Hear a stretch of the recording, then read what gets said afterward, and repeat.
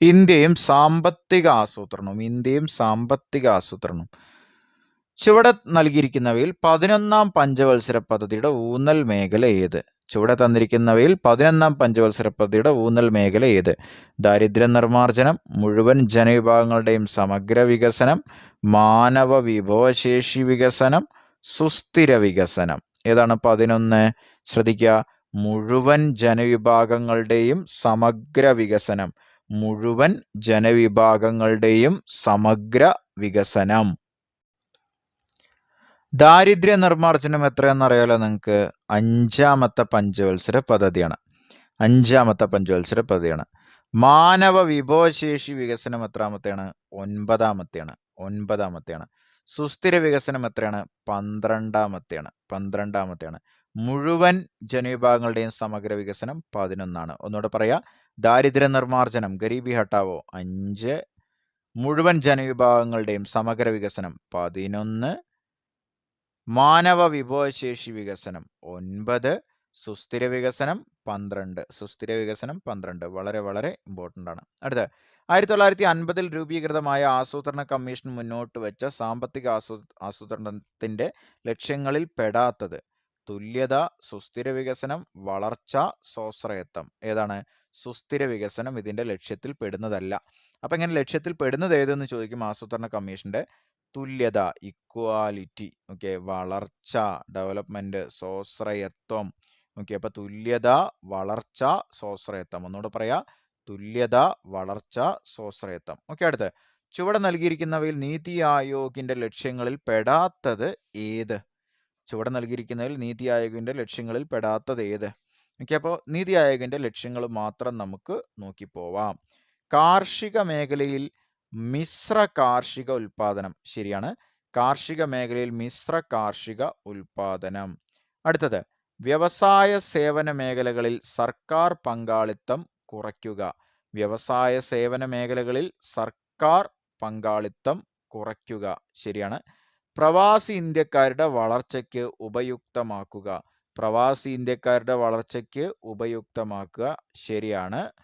അവസാനത്തത് തെറ്റാണ്. ശ്രദ്ധിക്കുക, അപ്പൊ നീതി ആയോഗിൽ ഇല്ലാത്തത് ഇതാണ്. അധികാരവും സാമ്പത്തിക വിഭവങ്ങളും പ്രാദേശിക വികസനത്തിന് വിനിയോഗിക്കുന്നതിന് പഞ്ചായത്തുകളെ പ്രാപ്തരാക്കുക. അപ്പോൾ ഉൾപ്പെടാത്തത് ഏതാണെന്നാ ചോദിച്ചത്, അതാണ് അതിൻ്റെ ഉത്തരം. അധികാരവും സാമ്പത്തിക വിഭവങ്ങളും പ്രാദേശിക വികസനത്തിന് വിനിയോഗിക്കുന്നതിന് പഞ്ചായത്തുകളെ പ്രാപ്തരാക്കുക. അത് അതിൻ്റെ ലക്ഷ്യമല്ല. അപ്പൊ അതിൻ്റെ ലക്ഷ്യം ഏതാണ്? നീതി ആയോഗിന്റെ ലക്ഷ്യം ഏതാണ്? ഒന്നുകൂടെ പറയാ, കാർഷിക മേഖലയിൽ മിശ്ര കാർഷിക ഉൽപാദനം, വ്യവസായ സേവന മേഖലകളിൽ സർക്കാർ പങ്കാളിത്തം കുറയ്ക്കുക, പ്രവാസി ഇന്ത്യക്കാരുടെ വളർച്ചയ്ക്ക് ഉപയുക്തമാക്കുക. അടുത്ത നീതി ആയോഗിന്റെ ഭരണസമിതിയിലെ അനൗദ്യോഗിക അംഗങ്ങൾ ആരെല്ലാം? നീതി ആയോഗിന്റെ ഭരണസമിതിയിലെ അനൗദ്യോഗിക അൺഒഫീഷ്യൽ അംഗങ്ങൾ ആരെല്ലാം? പ്രധാനമന്ത്രി നിയോഗിക്കുന്ന 4 കേന്ദ്രമന്ത്രിമാർ. പ്രധാനമന്ത്രി നിയോഗിക്കുന്ന 4 കേന്ദ്രമന്ത്രിമാരാണ് അനൗദ്യോഗിക അംഗങ്ങൾ. ഓക്കെ, അടുത്ത ഇന്ത്യൻ ആസൂത്രണ കമ്മീഷന് പകരം നിലവിൽ വന്ന സംവിധാനം ആര്? അതിന്റെ അധ്യക്ഷനാര്? നീതി ആയോഗ് 2015 ജാനുവരി 1. അതിന്റെ അധ്യക്ഷനാരാണ്? പ്രധാനമന്ത്രി. ഓക്കെ, അടുത്ത് ത്രിതല പഞ്ചായത്തിലെ വിവിധ തലങ്ങളുടെ പേരെഴുതുക. അത് വളരെ സിമ്പിൾ അല്ല, നിങ്ങൾക്ക് അറിയാലോ. അതൊക്കെയാണ് ഗ്രാമപഞ്ചായത്ത്, ബ്ലോക്ക് പഞ്ചായത്ത്, ജില്ലാ പഞ്ചായത്ത്. ഗ്രാമപഞ്ചായത്ത്, ബ്ലോക്ക് പഞ്ചായത്ത്, ജില്ലാ പഞ്ചായത്ത്. അടുത്ത 73-74 ഭരണഘടനാ ഭേദഗതി നിയമങ്ങൾ ഇന്ത്യയിൽ കൊണ്ടുവന്ന ഭരണ സംവിധാനങ്ങൾ ഏത്? അറിയാലോ. 73 പഞ്ചായത്തി രാജ്, 74 നഗരപാലിക മുനിസിപ്പാലിറ്റി അല്ലേ? ഓക്കെ, 73 പഞ്ചായത്തി രാജ്, 74 നഗരപാലിക. കഴിഞ്ഞ എക്സാമിന് ചോദിച്ചത് 9A പാർട്ട് ആഡ് ചെയ്തത് എത്രാമത്തെ ഭരണഘടനാ ഭേദഗതി? 74ാം ഭരണഘടനാ ഭേദഗതി 1992.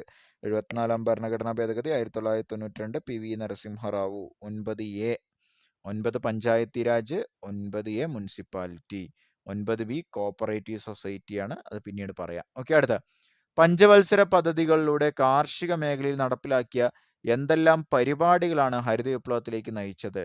അത്യുൽപാദന ശേഷിയുള്ള വിത്തിനങ്ങൾ, ജലസേചന സൗകര്യങ്ങൾ, രാസവളം, കീടനാശിനികൾ എന്നിവയുടെ പ്രയോഗം, കുറഞ്ഞ പലിശയിൽ സാമ്പത്തിക സഹായം. ഒന്നുകൂടെ പറയാ, അത്യുൽപാദന ശേഷിയുള്ള വിത്തിനങ്ങൾ, ജലസേചന സൗകര്യങ്ങൾ, രാസവളം, കീടനാശിനികൾ എന്നിവയുടെ പ്രയോഗം, കുറഞ്ഞ പലിശയ്ക്ക് സാമ്പത്തിക സഹായം. ഇത് വളരെ വളരെ ഇമ്പോർട്ടൻ്റ് ആണ്, നിർബന്ധമായും പഠിക്കണം. ഓക്കെ, അടുത്ത 9ാമത്തെ ചോദ്യം. ഇന്ത്യയിൽ പഞ്ചവത്സര പദ്ധതികളെക്കുറിച്ച് ചുവടെ തന്നിരിക്കുന്ന ചോദ്യങ്ങൾക്ക് ഉത്തരം നൽകുക. പഞ്ചവത്സര പദ്ധതികൾ ഇന്ത്യയിൽ നടപ്പിലാക്കുന്നത് ഏത് രാജ്യത്തിന്റെ ആസൂത്രണ മാതൃകയിലാണ് ഇന്ത്യ സ്വീകരിച്ചിരിക്കുന്നത്? 1ാമത്തെ ചോദ്യം. 2ാമത്തെ, ഇന്ത്യൻ പഞ്ചവത്സര പദ്ധതികളുടെ ഉദ്ദേശം എന്തായിരുന്നു? അടുത്ത 1ഉം 2ഉം പഞ്ചവത്സര പദ്ധതി ഊന്നൽ നൽകിയ മേഖലകൾ ഏത്? ഓക്കെ, അപ്പോൾ 1ാമത്തത് സോവിയറ്റ് യൂണിയൻ എന്ന രാജ്യത്തിന്റെ ആശയമാണ് നമ്മൾ എടുത്തിട്ടുള്ളത്. അപ്പോൾ 5 ഇയർ പ്ലാൻ എടുത്തത് എവിടെ നിന്നാണ്? Soviet union. 2ാമത്തെ ചോദ്യം നോക്കുക. ഇന്ത്യൻ പഞ്ചവത്സര പദ്ധതിയുടെ ഉദ്ദേശം എന്തായിരുന്നു? ഒരു പ്രത്യേക മേഖലയ്ക്ക് മുൻഗണന നൽകി 5 വർഷം കൊണ്ട് ലക്ഷ്യം നേടുക. ഒന്നുകൂടെ പറയാം, ഒരു പ്രത്യേക മേഖലയ്ക്ക് ഊന്നൽ നൽകി 5 വർഷം കൊണ്ട് എന്ത് നേടുക? ലക്ഷ്യം നേടുക. ഇനി 1ാം പഞ്ചവത്സര പദ്ധതി കാർഷിക മേഖല, ഹരോൾഡ് ഡോമർ മോഡല്. 2ാമത്തത് മഹലനോബിസ് മോഡൽ ഏതാണ്? വ്യാവസായിക മേഖല. ഓക്കെ, അടുത്ത 10ാമത്തെ ചോദ്യം. പ്രാദേശിക വികസനം സാധ്യമാക്കുന്നതിന് പഞ്ചായത്തുകളെ എങ്ങനെ തരംതിരിച്ചിരിക്കുന്നു? ഓരോന്നിന്റെയും പ്രവർത്തനം വിശദമാക്കുക. ഗ്രാമപഞ്ചായത്ത്, ബ്ലോക്ക് പഞ്ചായത്ത്, ജില്ലാ പഞ്ചായത്ത്. ഗ്രാമപഞ്ചായത്ത് പ്രാദേശിക വികസന ആവശ്യങ്ങൾ വാർഡ് തല ഗ്രാമസഭകളിൽ ചർച്ച ചെയ്യുന്നു. ആവശ്യങ്ങൾ ക്രോഡീകരിച്ച് പദ്ധതികളായി സമർപ്പിക്കുന്നു. ബ്ലോക്ക് പഞ്ചായത്തോ ഗ്രാമപഞ്ചായത്തിന്റെ പദ്ധതികൾ വിലയിരുത്തി മുൻഗണനാക്രമത്തിൽ ജില്ലാ തലത്തിലേക്ക് സമർപ്പിക്കുന്നു. ജില്ലാ പഞ്ചായത്തോ ബ്ലോക്ക് പഞ്ചായത്ത് പരിശോധിച്ച് പദ്ധതികൾ ജില്ലാ പ്ലാനിംഗ് കമ്മിറ്റി അംഗീകാരം നൽകുന്നു. സംസ്ഥാന ആസൂത്രണ ബോർഡിന് ഇവ കൈമാറുന്നു. ഓക്കെ, ഇങ്ങനെയാണ്, അതായത് സ്റ്റെപ്പ് ഇങ്ങനെയാണ് പോവുക. ഓക്കെ, അടുത്ത കേന്ദ്രീകൃത ആസൂത്രണവും വികേന്ദ്രീകൃത ആസൂത്രണവും തമ്മിലുള്ള അടിസ്ഥാന വ്യത്യാസം എന്ത്? കേന്ദ്രീകൃത ആസൂത്രണം ദേശീയ തലത്തിൽ പദ്ധതികൾ ആസൂത്രണം ചെയ്ത് നടപ്പിലാക്കിയിരുന്ന രീതിയാണ് കേന്ദ്രീകൃത ആസൂത്രണം. അതായത് ദേശീയ തലത്തിൽ പദ്ധതികൾ ആസൂത്രണം ചെയ്യും. അതായത് സെൻട്രൽ ഗവൺമെൻറ് തലത്തിൽ പദ്ധതികൾ ആസൂത്രണം ചെയ്തിട്ട് താഴെ ലെവലിലേക്ക് കൊണ്ടുവരിക. അപ്പം മുകളിൽ നിന്ന് താഴേക്ക് വരിക, ഡിവൈഡ് ചെയ്ത് വരിക. ഇതിനെ പറയുന്ന പേരാണ് കേന്ദ്രീകൃത, സെൻട്രലൈസ്ഡ്. ഓക്കെ, അധികാരങ്ങളും സാമ്പത്തിക വിഭവങ്ങളും പ്രാദേശിക വികസനത്തിന് വിനിയോഗിക്കുന്നതാണ് ത്രിതല പഞ്ചായത്തുകൾക്ക് അവസരം നൽകുന്നതാണ് വികേന്ദ്രീകരണ ആസൂത്രണം. വികേന്ദ്രീകരണ ആസൂത്രണം എന്ന് പറഞ്ഞാൽ വികേന്ദ്രീകരണം, ഡീസെൻട്രലൈസേഷൻ പറഞ്ഞ ഇത്രയേ ഉള്ളൂ, പഞ്ചായത്തുകൾക്ക് അധികാരം കൊടുക്കുക. ഓക്കെ, അതാണ് വികേന്ദ്രീകൃത ആസൂത്രണം. അടുത്ത സുസ്ഥിര വികസനം ലക്ഷ്യമിട്ട 12ാം പഞ്ചവത്സര പദ്ധതിയുടെ കാലയളവ് ഏതാണ്? 2012 to 2017. ഒന്നുകൂടെ പറയാം, സുസ്ഥിര വികസനം ലക്ഷ്യമിട്ട 12ാം പഞ്ചവത്സര പദ്ധതിയുടെ കാലഘട്ടം 2012 to 2017. അടുത്ത 7ാം പഞ്ചവത്സര പദ്ധതിയിലൂടെ പ്രധാന ലക്ഷ്യം എന്തായിരുന്നു? 7ാം പഞ്ചവത്സര പദ്ധതിയുടെ പ്രധാന ലക്ഷ്യം ആധുനികവൽക്കരണം, തൊഴിലവസരങ്ങളുടെ വർധനവ്. വളരെ വളരെ ഇമ്പോർട്ടൻ്റ് ആണ്. 7ാം പഞ്ചവത്സര പദ്ധതിയുടെ പ്രധാന ലക്ഷ്യം ആധുനികവൽക്കരണം, അതേപോലെ തന്നെ തൊഴിലവസരങ്ങളുടെ വർധനവ്. ആധുനികവൽക്കരണം, അതേപോലെ തന്നെ എന്താണ്? തൊഴിലവസരങ്ങളുടെ വർധനവ്. ഓക്കെ, അടുത്ത് ദാരിദ്ര്യ നിർമ്മാർജ്ജനം ലക്ഷ്യമിട്ട ഇന്ത്യയുടെ പഞ്ചവത്സര പദ്ധതി ഏതാണ്?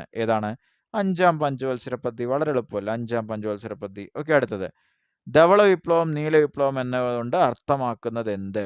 അപ്പോൾ ധവള വിപ്ലവം പറഞ്ഞാൽ എന്താണ്? പാലുൽപ്പന്നങ്ങൾ എന്നിവയിലുണ്ടായ വർധനവ്. നീല വിപ്ലവം എന്ന് പറയുമ്പോഴോ മത്സ്യോൽപാദന മേഖലയിലുണ്ടായ ഗണ്യമായ പുരോഗതി. ധവള വിപ്ലവം എന്ന് പറഞ്ഞാൽ എന്താണ്? പാലുൽപ്പന്നങ്ങൾ എന്നിവയിൽ ഉണ്ടായ വർധനവ്. നീല വിപ്ലവം എന്ന് പറയുമ്പോൾ മത്സ്യോൽപാദന മേഖലയിലുണ്ടായ ഗണ്യമായ പുരോഗതി. ഓക്കെ, അടുത്ത ഹരിത വിപ്ലവം എന്നതുകൊണ്ട് അർത്ഥമാക്കുന്നത് എന്ത്? ഹരിത വിപ്ലവത്തിന്റെ ഫലം എന്ത്? ആൻസർ അത്യുൽപാദന ശേഷിയുള്ള വിത്തിനങ്ങൾ, ജലസേചന സൗകര്യങ്ങൾ, രാസവളം, കീടനാശിനികൾ, കുറഞ്ഞ പലിശയിൽ സാമ്പത്തിക സഹായം. വളരെ ഇമ്പോർട്ടൻ്റ് ആണ്. അത്യുൽപാദന ശേഷിയുള്ള വിത്തിനങ്ങൾ, ജലസേചന സൗകര്യങ്ങൾ, രാസവളം, കീടനാശിനികൾ, കുറഞ്ഞ പലിശയിൽ സാമ്പത്തിക സഹായം എന്നിവ ഉപയോഗപ്പെടുത്തി കാർഷിക മേഖലയിൽ വരുത്തിയ ഗണ്യമായ പുരോഗതിയാണ് എന്ത്? ഹരിത വിപ്ലവം. ഭക്ഷ്യധാന്യങ്ങളുടെ കാര്യത്തിൽ പ്രത്യേകിച്ച് നെല്ല്, ഗോതമ്പ് എന്നിവയുടെ ഉൽപാദനത്തിൽ സ്വയം പര്യാപ്തത കൈവരിക്കാനും വിദേശ ആശ്രയത്വം ഇല്ലാതാക്കാനും കഴിഞ്ഞു. ഒന്നുകൂടെ പറയാം, ഭക്ഷ്യധാന്യങ്ങളുടെ കാര്യത്തിൽ പ്രത്യേകിച്ച് നെല്ല്, ഗോതമ്പ് എന്നിവയുടെ ഉൽപാദനത്തിൽ സ്വയം പര്യാപ്തത കൈവരിക്കാനും വിദേശ ആശ്രയത്വം ഇല്ലാതാക്കാനും കഴിഞ്ഞു. ഓക്കെ, അടുത്ത് അണക്കെട്ടുകൾ ഇന്ത്യയുടെ വികസനത്തിന്റെ മഹാക്ഷേത്രങ്ങളെന്ന് അവകാശപ്പെട്ടത് ആര്? അണക്കെട്ടുകൾ ഇന്ത്യൻ വികസനത്തിന്റെ മഹാക്ഷേത്രങ്ങൾ എന്ന് അഭിപ്രായപ്പെട്ടതാരാണ്? ജവഹർലാൽ നെഹ്റു. അടുത്ത, ഏത് വർഷമാണ് ഇന്ത്യയിൽ ആസൂത്രണ കമ്മീഷന് രൂപം നൽകിയത്? ഏത് രാജ്യത്തിന്റെ മാതൃകയാണ് സ്വീകരിച്ചത്? 1950 അത് സ്റ്റാർട്ട് ചെയ്തത് ആസൂത്രണ കമ്മീഷൻ, പ്ലാനിംഗ് കമ്മീഷൻ. ഏത് രാജ്യത്തിന്റെ മാതൃകയാണ്? Soviet union. അടുത്ത, ആധുനികവൽക്കരണം രാഷ്ട്ര പുരോഗതിക്ക് സഹായകരമാകുന്നത് എങ്ങനെ? ആധുനികവൽക്കരണം എന്താണ്? ആധുനികവൽക്കരണത്തിൽ സംഭവിക്കുക? സമയലാഭം, സാമ്പത്തിക നേട്ടം ഉണ്ടാവുന്നു. ജീവിത നിലവാരവും സുരക്ഷിതത്വവും വർദ്ധിപ്പിക്കുന്നു. ഒന്നുകൂടെ പറയാ, സമയലാഭവും സാമ്പത്തിക നേട്ടവും ഉണ്ടാകുന്നു. ജീവിത നിലവാരവും സുരക്ഷിതത്വവും വർദ്ധിപ്പിക്കുന്നു. അടുത്ത, ഗവൺമെന്റിന്റെ സേവനങ്ങൾ വളരെ വേഗം ജനങ്ങളിലെത്തുന്നു. സ്ത്രീകളുടെ അവകാശ സംരക്ഷണം, സാമൂഹിക സുരക്ഷിതത്വം, സാമൂഹിക മാറ്റങ്ങൾ എന്നിവയിൽ ഉണ്ടാകുന്നത്.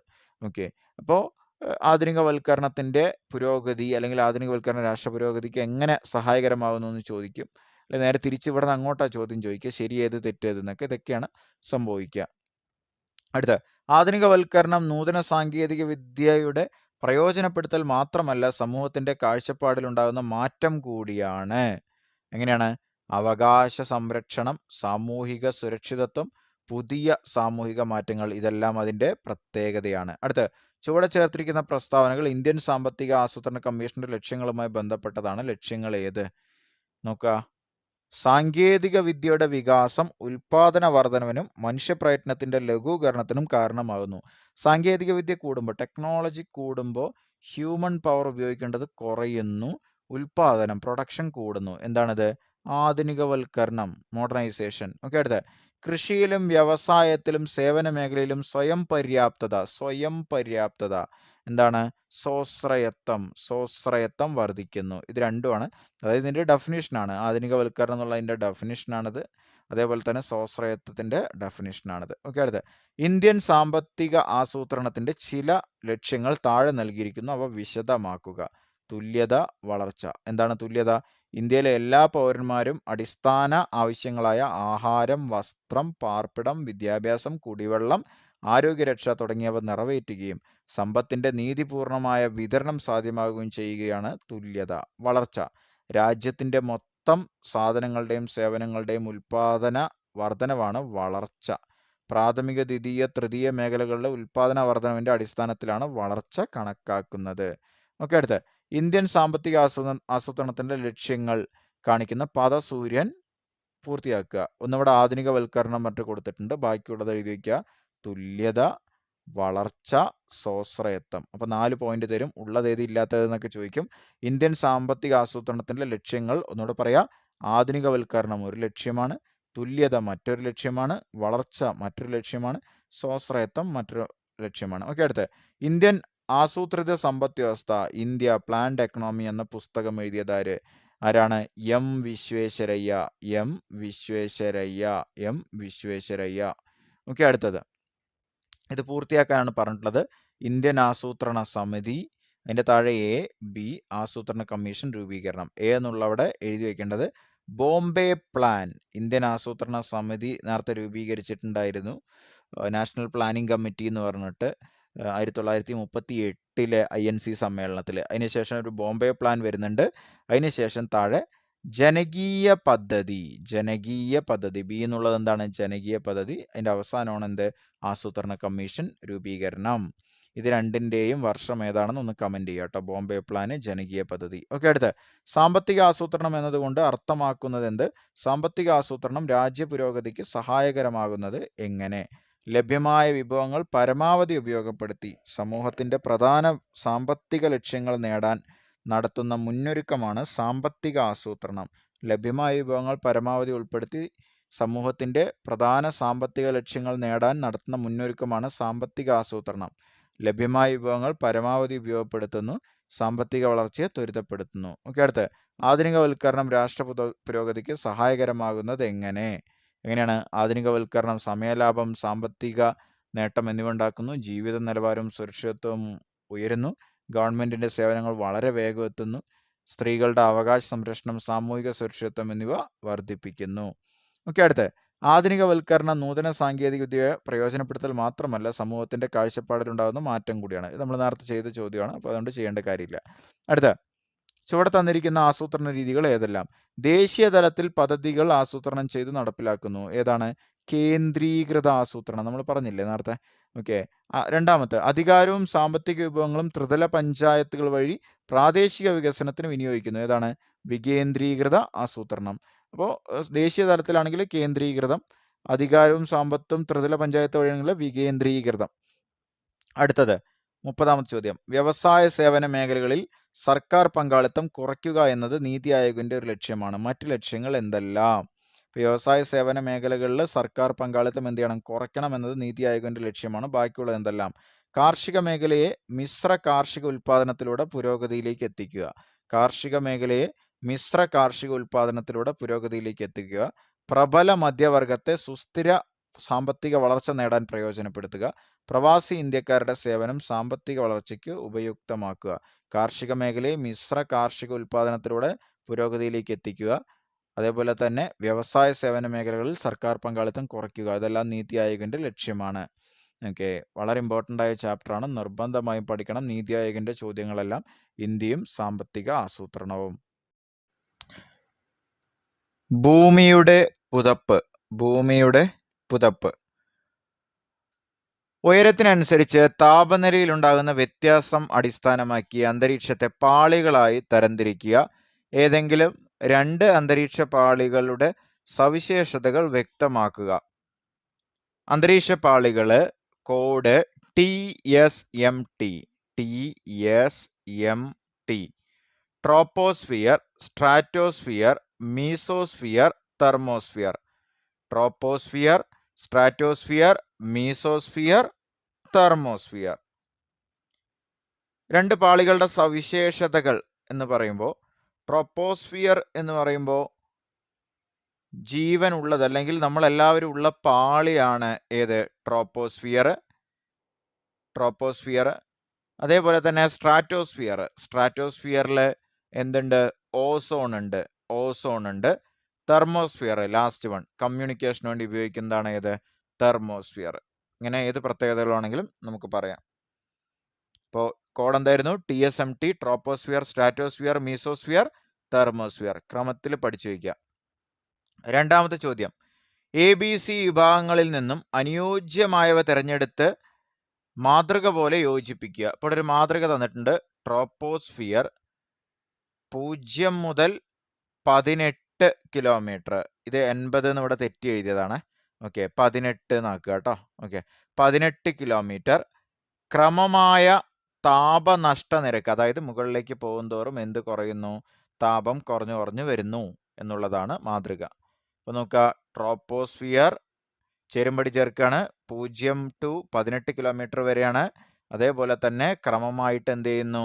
താപനഷ്ട നിരക്ക്. അപ്പോൾ ബാക്കിയുള്ളത് നമുക്കൊന്ന് പൂരിപ്പിച്ച് നോക്കാം. ട്രോപ്പോസ്ഫിയർ കഴിഞ്ഞതാണ് സ്ട്രാറ്റോസ്ഫിയർ അല്ലേ? സ്ട്രാറ്റോസ്ഫിയർ ഇവിടെ നോക്കുക, 18 to 50, അതായത് ഭൂമിയുടെ ഉപരിതലത്തിൽ നിന്നും 18 കിലോമീറ്റർ മുതൽ 50 കിലോമീറ്റർ വരെയാണ് ഏകദേശം എന്ത് കാണുക? സ്ട്രാറ്റോസ്ഫിയർ കാണുക. അതിൽ എന്തുണ്ട്? ഓസോൺ പാളി ഉണ്ട്. സ്ട്രാറ്റോസ്ഫിയർ, ഓസോൺ പാളി വളരെ വളരെ ഇമ്പോർട്ടൻ്റ് ആണ്. ഓക്കെ, അടുത്ത മീസോസ്ഫിയർ 50 മുതൽ 80 കിലോമീറ്റർ വരെയാണ്. 50 മുതൽ 80 കിലോമീറ്റർ വരെയാണ് ഏത്? മീസോസ്ഫിയർ. ഉൽക്കകൾ കത്തിത്തീരുന്നു. ടെക്സ്റ്റ് ബുക്കിൽ നിന്ന് അതേപോലെ എടുത്താണ്, വളരെ ഇമ്പോർട്ടൻ്റ് ആണ്. ഉൽക്കകൾ കത്തിത്തീരുന്ന എവിടെയെന്ന് ചോദിക്കും, എവിടെയാണ്? മീസോസ്ഫിയർ. Last one, thermosphere. 80 കിലോമീറ്ററിന് മുകളിലാണ് ഏത്? തെർമോസ്ഫിയർ. അതിൻ്റെ ഒരു ഭാഗമാണ് ഏത്? അയണോസ്ഫിയർ. വളരെ വളരെ ഇമ്പോർട്ടൻ്റ് ആണ്, വളരെ ഇമ്പോർട്ടൻ്റ് ആണ്. ചേരുംപടി ചേർക്കാനൊക്കെ ചോദിക്കും. ശ്രദ്ധിക്കുക, ഒന്നുകൂടെ പറയാ. ട്രോപ്പോസ്ഫിയർ 0 മുതൽ 18 കിലോമീറ്റർ വരെയാണ് ക്രമമായ താപനഷ്ട നിരക്ക്. സ്ട്രാറ്റോസ്ഫിയർ 18 മുതൽ 50 കിലോമീറ്റർ വരെയാണ്. അതിലാണ് എന്തുള്ളത്? ഓസോൺ പാളി ഉള്ളത്. മീസോസ്ഫിയർ 50 മുതൽ 80 കിലോമീറ്റർ വരെയാണ്. ഉൽക്കകൾ എന്ത് ചെയ്യുന്നോടെ? കത്തിത്തീരുന്നു. തെർമോസ്ഫിയർ 80 കിലോമീറ്ററിന് മുകളിലാണ്. അതിൻ്റെ ഒരു ഭാഗമാണ് ഏത്? അയണോസ്ഫിയർ. വളരെ വളരെ ഇമ്പോർട്ടൻ്റ് ആണ്. അടുത്ത മൂന്നാമത്തെ ചോദ്യം, ഭൂമിയുടെ അന്തരീക്ഷത്തിൽ ഉയരത്തിന് ആനുപാതികമായി ക്രമമായ താപനഷ്ടം സംഭവിക്കുന്നു. അന്തരീക്ഷത്തിന്റെ ഏത് പാളിയിലാണ് ക്രമമായ താപനഷ്ടം അനുഭവപ്പെടുന്നത്? ക്രമമായ താപനഷ്ട നിരക്ക് പ്രസ്താവിക്കുക. ഓക്കെ, മൂന്നാമത്തെ ചോദ്യം. സമുദ്രനിരപ്പിൽ അന്തരീക്ഷ താപം 30 ഡിഗ്രി സെൽഷ്യസ് ആയിരിക്കെ 1650 മീറ്റർ ഉയരത്തിൽ ഏകദേശം താപനില കണക്കാക്കുക എന്നുള്ളതാണ് ചോദിച്ചിട്ടുള്ളത്. 3 ചോദ്യം അവിടെ തന്നിട്ടുള്ളത്. ഒന്നുകൂടെ പറയാം. ഒന്നാമത്തെ ചോദ്യം, അന്തരീക്ഷത്തിന്റെ ഏത് പാളിയിലാണ് ക്രമമായ താപനഷ്ടം അനുഭവപ്പെടുന്നത്? രണ്ടാമത്തെ, ക്രമമായ താപനഷ്ട നിരക്ക് പ്രസ്താവിക്കുക. മൂന്നാമത്തത്, സമുദ്രനിരപ്പിൽ അന്തരീക്ഷ താപം 30 ഡിഗ്രി സെൽഷ്യസ് ആയിരിക്കും 1650 മീറ്റർ ഉയരത്തിൽ ഏകദേശം താപനില കണക്കാക്കുക. ഒന്നാമത്തെ ചോദ്യം, മുകളിലേക്ക് പോകുന്തോറും ക്രമമായ താപനഷ്ടം അനുഭവപ്പെടുന്നത് ഏത് പാളിയിലാണ്? ഏതിലാണ്? ട്രോപ്പോസ്ഫിയർ. ഏതിലാണ്? ട്രോപ്പോസ്ഫിയർ, നമ്മുടെ പാളി, നമ്മളിരിക്കുന്ന പാളി. രണ്ടാമത്, എത്രയാണ് താപനഷ്ട നിരക്ക്? അതായത് എത്ര കിലോമീറ്റർ മുകളിലേക്ക് പോകുമ്പോഴാണ് 1 ഡിഗ്രി സെൽഷ്യസ് കുറയുക? ശ്രദ്ധിക്കുക, 165 മീറ്റർ, വളരെ ഇമ്പോർട്ടൻ്റ് ആണ്. അതായത് 165 മീറ്റർ മുകളിലേക്ക് പോയി കഴിഞ്ഞാൽ 1 ഡിഗ്രി സെൽഷ്യസ് എന്ത് ചെയ്യും? താപനില കുറയും എന്നാണ് പറയുക. ഇനി നോക്കുക, 1650 മീറ്റർ ഉയരത്തിൽ അപ്പം എങ്ങനെയായിരിക്കും ഏകദേശം താപനില കണക്കാക്കുക? 1650, 165-ന് 1 ഡിഗ്രി സെൽഷ്യസ് ആണെങ്കിൽ 1650-ന് എത്രയായിരിക്കും? 10 അല്ലേ? 1650 ഡിവൈഡ് ബൈ 165, 10 ഡിഗ്രി സെൽഷ്യസ് കുറയും. അപ്പോൾ സമുദ്രനിരപ്പിൽ 30 ഡിഗ്രി സെൽഷ്യസ് ആണെങ്കിൽ 1650 നിരക്കിൽ എത്രയായിരിക്കും? 30 മൈനസ് 10, 20 ഡിഗ്രി സെൽഷ്യസ്. ഒന്നുകൂടെ പറയാ, 1 ഡിഗ്രി സെൽഷ്യസ് കുറയും 165 മീറ്റർ പോകുമ്പോൾ. അപ്പോൾ 1650 മീറ്ററിന് എത്രയാണ്? 10 ഡിഗ്രി സെൽഷ്യസ് ആണ് കുറയുക. അപ്പോൾ 30-ന് 10 പോയാൽ എത്രയാണ്? 20. ഓക്കെ, അടുത്തത്, ഹോമോസ്ഫിയർ എന്ന് വിളിക്കുന്ന അന്തരീക്ഷ ഭാഗത്തിന്റെ വ്യാപ്തി താഴെ പറയുന്നവയിൽ ഏതാണ്? എന്ത് സ്ഫിയർ ആണ്? ഹോമോസ്ഫിയർ അല്ലേ? എത്രയാണ് നോക്കുക, 0 മുതൽ 90 കിലോമീറ്റർ വരെയാണ് എന്ത് പറയുക? ഹോമോസ്ഫിയർ എന്ന് പറയുക. ഹോമോസ്ഫിയർ എന്ന് പറയുക. അതായത് ഭൗമ അന്തരീക്ഷത്തിൽ ഏകദേശം 90 കിലോമീറ്റർ ഉയരത്തിന് ശേഷം വാതക സംരചനയിൽ ഐക്യരൂപമില്ല. ഇത് ഏത് സ്ഫിയർ ആണ്? ഏത് സ്ഫിയർ ആണ്? ഹെട്രോസ്ഫിയർ. അപ്പോൾ പേടിക്കേണ്ട, ഞാൻ വളരെ സിമ്പിളായിട്ട് പറഞ്ഞുതരാം. ഇത്രയേ ഉള്ളൂ. അതായത് നമ്മളിവിടെ നിൽക്കുന്നു 90 കിലോമീറ്റർ വരെ, അതായത് 90 കിലോമീറ്റർ വരെ വാതകങ്ങൾ ഏകദേശം ഒരേ അനുപാതത്തിലായിരിക്കും. ഇതിനെ പറയുന്ന പേര് ഹോമോ. ഒരേപോലെ എന്നുള്ളതിനെ ഹോമോ എന്നാണ് പറയുക, ഹോമോസ്ഫിയർ. 90 കിലോമീറ്ററിൽ മാറിക്കഴിഞ്ഞു എന്ന് പറഞ്ഞു വെച്ചാൽ വാതകത്തിന് ഐക്യരൂപം ഉണ്ടാവില്ല. നേരത്തെ പറഞ്ഞ പോലെ ആ പ്രൊപ്പോർഷനിൽ അത് കാത്തു സംരക്ഷിക്കില്ല, കൂടിയും കുറഞ്ഞൊക്കെ ഇരിക്കും. അതിനെന്ത് പറയുന്നു? ഹെട്രോസ്ഫിയർ എന്ന് പറയുന്നു. അപ്പോൾ 0 മുതൽ 90 കിലോമീറ്റർ വരെ ഹോമോസ്ഫിയർ, 90-ന് മുകളിൽ ഹെട്രോസ്ഫിയർ. ഓക്കെ, അടുത്ത്, ഓസോൺ ദിനാചരണത്തിന്റെ പ്രസക്തി എന്ത് എന്നാണ് ചോദ്യം. അപ്പോൾ ഓസോൺ ദിനം എപ്പോഴാണെന്ന് ആദ്യം അറിഞ്ഞിരിക്കണം. എപ്പോഴാണ്? സെപ്റ്റംബർ 16. മാർക്ക് ചെയ്യുക, സെപ്റ്റംബർ 16. അപ്പോൾ ഇത് കുട്ടികൾക്ക് SCERT പഠിക്കുന്ന കുട്ടികൾക്ക് കൊടുക്കുന്ന ഒരു പ്രവർത്തനമാണ്. ഇപ്പോൾ ഓസോൺ ശോഷണം എന്ന ആശയം പറയുക. അപ്പോൾ CFCനെ കുറിച്ച് അവിടെ പറയണം, ക്ലോറോ ഫ്ലൂറോ കാർബൺ. ഓസോൺ ശോഷണത്തിന്റെ ദോഷഫലം, അന്തരീക്ഷത്തിൽ നിന്നും UV റേ, അൾട്രാ വയലറ്റ് കിരണങ്ങൾ വരുമ്പോൾ സ്ട്രാറ്റോസ്ഫിയറിലെ ആ ഓസോൺ ലെയറാണ് അതിനെ അബ്സോർബ് ചെയ്യുക. അപ്പോൾ അതില്ലെങ്കിൽ നമ്മുടെ ശരീരത്തിലേക്ക് UV റേസ് വരുന്നു. അതേപോലെ തന്നെ സ്കിൻ ബേൺ ഉണ്ടാകുന്നു. അതേപോലെ തന്നെ സ്കിൻ ക്യാൻസർ ഉണ്ടാകുന്നു. അങ്ങനെയുള്ള കാര്യങ്ങളൊക്കെ. ഓസോൺ സംരക്ഷണത്തിന്റെ ആവശ്യകത, അപ്പോൾ അതിൻ്റെ ആവശ്യകതയും കൂടി പറയുക. ഓക്കെ, അടുത്ത, അൾട്രാ വയലറ്റ് കിരണങ്ങൾ ഭൂമിയിലേക്ക് എത്തുന്നത് ഏതെല്ലാം വിധത്തിൽ ദോഷകരമാണ്? അൾട്രാ വയലറ്റ് കിരണങ്ങൾ ഭൂമിയിൽ എത്താൻ കാരണമാകുന്ന സാഹചര്യം. അപ്പോൾ 4 ദോഷങ്ങളാണ് അവിടെ എഴുതാൻ പറഞ്ഞത്. ഇനി ക്ലോറോ ഫ്ലൂറോ കാർബൺ, ഹാലോൺ തുടങ്ങിയ വാതകങ്ങളാണ് ഓസോൺ വിഘടനത്തെ സൂചിപ്പിക്കുന്നത്. ഇതെങ്ങനെയാണ് വരുന്നത് നോക്കുക. റെഫ്രിജറേറ്റർ, എയർ കണ്ടീഷണർ, സ്പ്രേ, അഗ്നിശമന വാതകങ്ങൾ, പെയിന്റ്. ഒന്നുകൂടെ പറയാ, റെഫ്രിജറേറ്റർ, എയർ കണ്ടീഷണറുകൾ, സ്പ്രേകൾ, അഗ്നിശമന വാതകങ്ങൾ, പെയിന്റ്. ഇതിൽ നിന്നൊക്കെയാണ് വരുന്നത്. ഓക്കെ, അടുത്ത്, വനവൽക്കരണത്തിലൂടെ ആഗോളതാപനത്തിന് ഒരു പരിധി വരെ തടുക്കാനാവും. എങ്ങനെ? കാർബൺ ഡൈ ഓക്സൈഡ് ആണ് ഹരിതഗ്രഹ പ്രഭാവത്തിന്റെ വലിയൊരു പങ്ക് വഹിക്കുന്ന ഗ്രീൻ ഹൗസ് ഗ്യാസസ്. അപ്പോൾ ഈ കാർബൺ ഡൈ ഓക്സൈഡിനെ അബ്സോർബ് ചെയ്യുന്നത് ഫോട്ടോസിന്തസിസ് ടൈമിൽ ആരാണ്? വനം അല്ലെങ്കിൽ ചെടികളാണ്, ഇലകളാണ്. അപ്പോൾ വനം വെച്ച് പിടിച്ചു എന്ന് പറഞ്ഞാൽ സ്വാഭാവികമായിട്ടും കാർബൺ ഡൈ ഓക്സൈഡ് എന്ത് ചെയ്യും? അത് അബ്സോർബ് ചെയ്യും, ഹരിതഗ്രഹ പ്രഭാവം കുറയും. ഹരിതഗ്രഹ പ്രഭാവം പറഞ്ഞ അത്രയേ ഉള്ളൂ. ഭൂമിയിൽ ചൂട് കൂടാൻ വേണ്ടി സഹായിക്കുന്ന ഒരു എഫക്റ്റാണ് ഹരിതഗ്രഹ പ്രഭാവം. ഭൂമിയിൽ ചൂട് വേണം, അല്ലെങ്കിൽ ജീവിക്കാൻ പറ്റില്ല, പക്ഷെ അത് കൂടാനും പറ്റില്ല. ഓക്കെ, ഭൂമിയുടെ ശ്വാസകോശം എന്നറിയപ്പെടുന്നത് എന്താണെന്ന് ചോദിക്കും. ഏതാണ്? ആമസോൺ മഴക്കാടുകൾ. 20% ഓക്സിജൻ അത് സംഭാവന ചെയ്യുന്നത്. ഓക്കെ, അടുത്ത ഹരിതഗ്രഹവാതകങ്ങളുടെ വർധനവിലൂടെ അന്തരീക്ഷ താപനില ഉയരുന്നു. ഈ പ്രസ്താവനയ്ക്ക് പറയുന്ന പേര് വളരെ വളരെ ഇമ്പോർട്ടൻ്റ് ആണ്. ഹരിതഗ്രഹവാതകങ്ങളുടെ വർധനവിലൂടെ അന്തരീക്ഷ താപനില ഉയരുന്നു. ഇതിൻ്റെ പേര് ആഗോളതാപനം. എന്താണ്? ആഗോളതാപനം. ഈ പ്രക്രിയ ജീവന്റെ നിലനിൽപ്പിന് ഭീഷണിയാകുന്നത് എങ്ങനെ? ധ്രുവീയ മഞ്ഞുരുകളിലൂടെ സമുദ്രനിരപ്പ് ഉയരുന്നു, തീരദേശ ആവാസ വ്യവസ്ഥ തകരുന്നതിലൂടെ ഭക്ഷ്യക്ഷാമം, കുടിയേറ്റം എന്നിവ സൃഷ്ടിക്കുന്നു. ആഗോളതാപനം കുടിയേറ്റം സൃഷ്ടിക്കുന്നു. ശരിയോ തെറ്റോ? ശരിയാണ്. ആഗോളതാപനം ഭക്ഷ്യക്ഷാമം ഉണ്ടാക്കുന്നു. ശരിയോ തെറ്റോ? ശരിയാണ്. ആഗോളതാപനം ധ്രുവീയ മഞ്ഞുരുകലിന് കാരണമാകുന്നു. സമുദ്രനിരപ്പ് ഉയരുന്നു. ശരിയോ തെറ്റോ? ശരിയാണ്. ഇങ്ങനെയുള്ള സ്റ്റേറ്റ്മെന്റ് ക്വസ്റ്റ്യൻസ് ആണ് ഇനി മുതൽ എക്സാമിന് വരിക. ഓക്കെ, അടുത്ത വനനശീകരണം അന്തരീക്ഷത്തിൽ കാർബൺ ഡൈ ഓക്സൈഡ് കൂടുന്നതിന് കാരണമാകുന്നു. എങ്ങനെ? വനനശീകരണം കൂടുന്നതിലൂടെ പ്രകാശ സംശ്ലേഷണ പ്രക്രിയ നടക്കാതെ വരുന്നു. വനനശീകരണം കൂടുമ്പോൾ സ്വാഭാവികമായിട്ടും ഫോട്ടോസിന്തസിസ് നിരക്ക് എന്ത് ചെയ്യുന്നു? കുറയുന്നു. ഇത് അന്തരീക്ഷത്തിൽ കാർബൺ ഡൈ ഓക്സൈഡ് പെരുകുന്നതിന് കാരണമാകുന്നു. വനനശീകരണം കൂടുന്നതിലൂടെ പ്രകാശ സംശ്ലേഷണ പ്രക്രിയ നടക്കാതെ വരുന്നു. ഇത് അന്തരീക്ഷത്തിൽ കാർബൺ ഡൈ ഓക്സൈഡ് പെരുകുന്നതിന് കാരണമാകുന്നു. ഓക്കെ, അടുത്ത വനനശീകരണം അന്തരീക്ഷത്തിൽ കാർബൺ ഡൈ ഓക്സൈഡ് കൂടുന്നതിന് കാരണമാകുന്നു. എങ്ങനെ? ഓക്കെ, അത് തന്നെയാണ് നമ്മളിപ്പോൾ എഴുതിയത്. ഓക്കെ, അടുത്ത ഹരിതഗ്രഹ പ്രഭാവം ജീവന്റെ നിലനിൽപ്പിന് അനിവാര്യമാണ്, പക്ഷെ അതിന് ദോഷഫലമുണ്ട്. ശ്രദ്ധിക്കുക, ഹരിതഗ്രഹവാതകങ്ങളുടെ ക്രമാതീതമായ വർധനവ് അന്തരീക്ഷ താപനില ഉയരാൻ ഇടയാക്കുന്നു. അപ്പോൾ അതിന് വളരെ പ്രധാനപ്പെട്ട കാരണങ്ങൾ വനനശീകരണം, പുക, അതായത് വ്യവസായശാലകളിൽ നിന്ന് വരുന്ന പുക, വാഹനത്തിന്റെ പുക, ഫോസിൽ ഇന്ധനം കത്തിക്കൽ, ഇതൊക്കെയാണ്. ഇതല്ലാതെ സ്വാഭാവിക പ്രക്രിയയുണ്ട്. അപ്പോൾ മനുഷ്യന്റെ പ്രവർത്തനവും സ്വാഭാവിക പ്രക്രിയയും ഏതാന്ന് ചോദിക്കും. തരംതിരിച്ച് പഠിക്കണം. മനുഷ്യന്റെ പ്രക്രിയയാണ്, മനുഷ്യൻ ചെയ്യുന്ന പ്രക്രിയയാണ് വ്യവസായശാലകളിൽ നിന്നുള്ള പുക, വനനശീകരണം, വാഹനത്തിന്റെ പുക, ഫോസിൽ ഇന്ധനം കത്തിക്കൽ, ഇവയെല്ലാം. ഇനി പ്രകൃതിയാലുള്ളത് ഏതാന്ന് ചോദിക്കും. ഒറ്റയാനെ കണ്ടെത്താനൊക്കെ ചോദിക്കുക. ജൈവ ജീർണനം, അഗ്നിപർവ്വത സ്ഫോടനം. ജൈവ ജീർണനം അല്ലെങ്കിൽ അഗ്നിപർവ്വത സ്ഫോടനം. ജൈവ ജീർണനം അല്ലെങ്കിൽ അഗ്നിപർവ്വത സ്ഫോടനം. വളരെ വളരെ ഇമ്പോർട്ടൻ്റ് ആണ്. അടുത്ത ചുവടെ നൽകിയിട്ടുള്ളതിൽ ഹരിതഗ്രഹവാതകമല്ലാത്തത് ഏത്? ഇത് സ്ഥിരം ചോദിക്കുന്ന ക്വസ്റ്റ്യൻ ആണ്. വളരെ വളരെ ഇമ്പോർട്ടൻ്റ് ആണ്. Carbon dioxide, oxygen, methane, ozone. ഏതാണ്? ഓക്സിജൻ.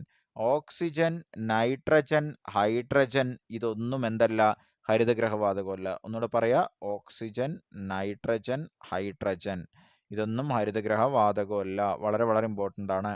ഓക്കെ, അപ്പോൾ ഏതാണ് ഉത്തരം? ഓക്സിജൻ, ഹരിതഗ്രഹവാതകമല്ലാത്തത്. ഓക്കെ, അടുത്ത് മേഘാവൃതമായ ദിവസങ്ങളിൽ താരതമ്യേന ഉയർന്ന അന്തരീക്ഷ താപം അനുഭവപ്പെടുന്നത് എന്തുകൊണ്ട്? എന്തുകൊണ്ടായിരിക്കും? അന്തരീക്ഷത്തിലെ നീരാവിയും മേഘങ്ങളും ഹരിതഗ്രഹ പ്രഭാവത്തിന് കാരണമാകുന്നു. ഹരിതഗ്രഹ പ്രഭാവം ഇനിയും മനസ്സിലാവാത്തവർ ശ്രദ്ധിക്കുക. ഇപ്പോൾ ഒരു ഗ്ലാസിൻ്റെ ഉള്ളിൽ നമ്മളൊരു വീട് ഉണ്ടാക്കുകയാണ്. ഗ്ലാസ് കൊണ്ടൊരു വീട് ഉണ്ടാക്കുകയാണ്. അതിൻ്റെ ഉള്ളിൽ ചെടി വെച്ച് പിടിപ്പിച്ചിട്ടുണ്ടെന്ന് വിചാരിക്കുക. അപ്പോൾ പുറത്തു നിന്ന് ചൂട് അകത്തേക്ക് വരും. പക്ഷേ അകത്തുള്ള ചൂട് എന്ത് ചെയ്യില്ല? പുറത്തേക്ക് പോവില്ല. നമ്മൾ ഈ പുഴുക്കെന്നൊക്കെ പറയില്ല, അതിന് പറയുന്ന പേരാണ് ഈ ഹരിതഗ്രഹ പ്രഭാവം. ചൂട് വേണം, എന്നാൽ മാത്രമേ ഇവിടെ ജീവിക്കാൻ പറ്റുള്ളൂ. ഓക്കെ, പക്ഷേ അത് കൂടിക്കഴിഞ്ഞാൽ ഭയങ്കര പ്രശ്നമാണ്. നോക്കുക, അന്തരീക്ഷത്തിലെ നീരാവിയും മേഘങ്ങളും ഹരിതഗ്രഹ പ്രഭാവത്തിന് കാരണമാകുന്നു. ഇത് ഭൗമവികിരണത്തെ തടയുകയും ആഗിരണം ചെയ്യുകയും ചെയ്യുന്നതിനാൽ ഭൂമിയോടടുത്ത് കൂടുതൽ താപം നിലനിൽക്കുന്നു. അങ്ങനെ ഹരിതഗ്രഹ പ്രഭാവം നടക്കുന്ന കാരണം കൊണ്ട്. ഓക്കെ, അടുത്ത് അന്തരീക്ഷം ഹരിതഗ്രഹം പോലെ പ്രവർത്തിക്കുന്നു. എന്താണ് ഹരിതഗ്രഹങ്ങൾ? ഓക്കെ, അടുത്ത അന്തരീക്ഷത്തിലെ ഹരിതഗ്രഹ പ്രഭാവം വിശദമാക്കുക. അപ്പോൾ ഇതാണ് ഹരിതഗ്രഹങ്ങൾ എന്ന് പറയുമ്പോൾ നമ്മൾ നേരത്തെ പറഞ്ഞിട്ടുണ്ടായിരുന്നു. ഓക്കെ, അപ്പോൾ ഹരിതഗ്രഹം എന്ന് പറയുമ്പോൾ നമ്മളിപ്പോൾ വീട് നിർമ്മിക്കുകയാണ്. ഓക്കെ, അതായത് ഈ ധ്രുവ പ്രദേശങ്ങളിലും അങ്ങനെയുള്ള സ്ഥലങ്ങളിലൊക്കെ എന്ത് ചെയ്യണം? കൊടും ശൈത്യമുള്ള സ്ഥലങ്ങളിൽ വീട് നിർമ്മിക്കുകയാണ്. അപ്പോൾ ഈ ഗ്ലാസ് മേൽക്കൂരയുള്ള ഭവനങ്ങൾ നിർമ്മിക്കുന്നു. ഇത് സൗരവികിരണത്തെ ഉള്ളിലേക്ക് കടത്തിവിടുകയും ഭൗമവികിരണത്തെ തടഞ്ഞു നിർത്തുകയും ചെയ്യുന്നു. അപ്പോൾ സസ്യങ്ങൾക്ക് ആവശ്യമായിട്ടുള്ള താപം നിലനിർത്താൻ ഇത് സഹായിക്കുന്നുണ്ട്. ഇത്തരം നിർമ്മിതിയാണ് ഹരിതഗ്രഹം. ഗ്ലാസ് കൊണ്ട് വീടുണ്ടാക്കുകയാണെങ്കിൽ അതിനെ ഹരിതഗ്രഹം എന്ന് നമുക്ക് പറയാം. ഒരു ഉദാഹരണമാണത്. അന്തരീക്ഷത്തിലെ ചില വാതകങ്ങൾ ഇത്തരത്തിൽ സൗരവികിരണത്തെ കടത്തിവിടുകയും ഭൗമവികിരണത്തെ തടയുകയും ചെയ്യുന്നതിലൂടെ അന്തരീക്ഷ താപം കുറയാതെ നിലനിർത്തുന്നു. ഇനി എന്തൊക്കെയാണ് ഇതിന് ഉദാഹരണം? നോക്കുക, വളരെ വളരെ ഇമ്പോർട്ടൻ്റ് ആണ്. Carbon dioxide, methane, carbon dioxide, methane, ozone, നീരാവി. ഒന്നുകൂടെ പറയാം, carbon dioxide, methane, ozone, നീരാവി. ഓക്കെ, അടുത്ത 16ാമത്തെ ചോദ്യം. അന്തരീക്ഷത്തിലെ നേർത്ത പൊടിപടലങ്ങളെ ഘനീകരണ മർമ്മം എന്ന് വിളിക്കുന്നത് എന്തുകൊണ്ട്? അന്തരീക്ഷത്തിലെ നേർത്ത പൊടിപടലങ്ങളെ ഘനീകരണ മർമ്മം എന്ന് വിളിക്കുന്നത് എന്തുകൊണ്ട്? അന്തരീക്ഷത്തിലെ നേർത്ത പൊടിപടലങ്ങൾ കേന്ദ്രീകരിച്ച് ത്വരിതമായ ഘനീകരണം നടക്കുന്നു. ഇത് മേഘരൂപീകരണത്തിനും മഴയ്ക്കും കാരണമാകുന്നു. അതിനാൽ പൊടിപടലങ്ങളെ ഘനീകരണ മർമ്മം എന്ന് പറയുന്നു. വളരെ സിമ്പിളാണ്, ഇത്രയേ ഉള്ളൂ. എന്തുകൊണ്ടാണ് അതിനങ്ങനെ വിളിക്കുന്നത് ചോദിച്ചു പറഞ്ഞു വെച്ചാൽ, ഇത് മേഘമുണ്ടാക്കുന്നു. അന്തരീക്ഷത്തിലെ നേർത്ത പൊടിപടലങ്ങൾ ഉണ്ടല്ലോ, ഇതാണ് മേഘം ഉണ്ടാക്കുന്നത്. അങ്ങനെ മഴ പെയ്യിക്കുന്നു. അതുകൊണ്ട് അതിനെ ഘനീകരണ മർമ്മം എന്ന് പറയുന്നു. മഴ പെയ്യിക്കാനുള്ള കേന്ദ്രമാണ്. മർമ്മം എന്ന് പറയുമ്പോൾ കേന്ദ്രം. ഓക്കെ, അടുത്ത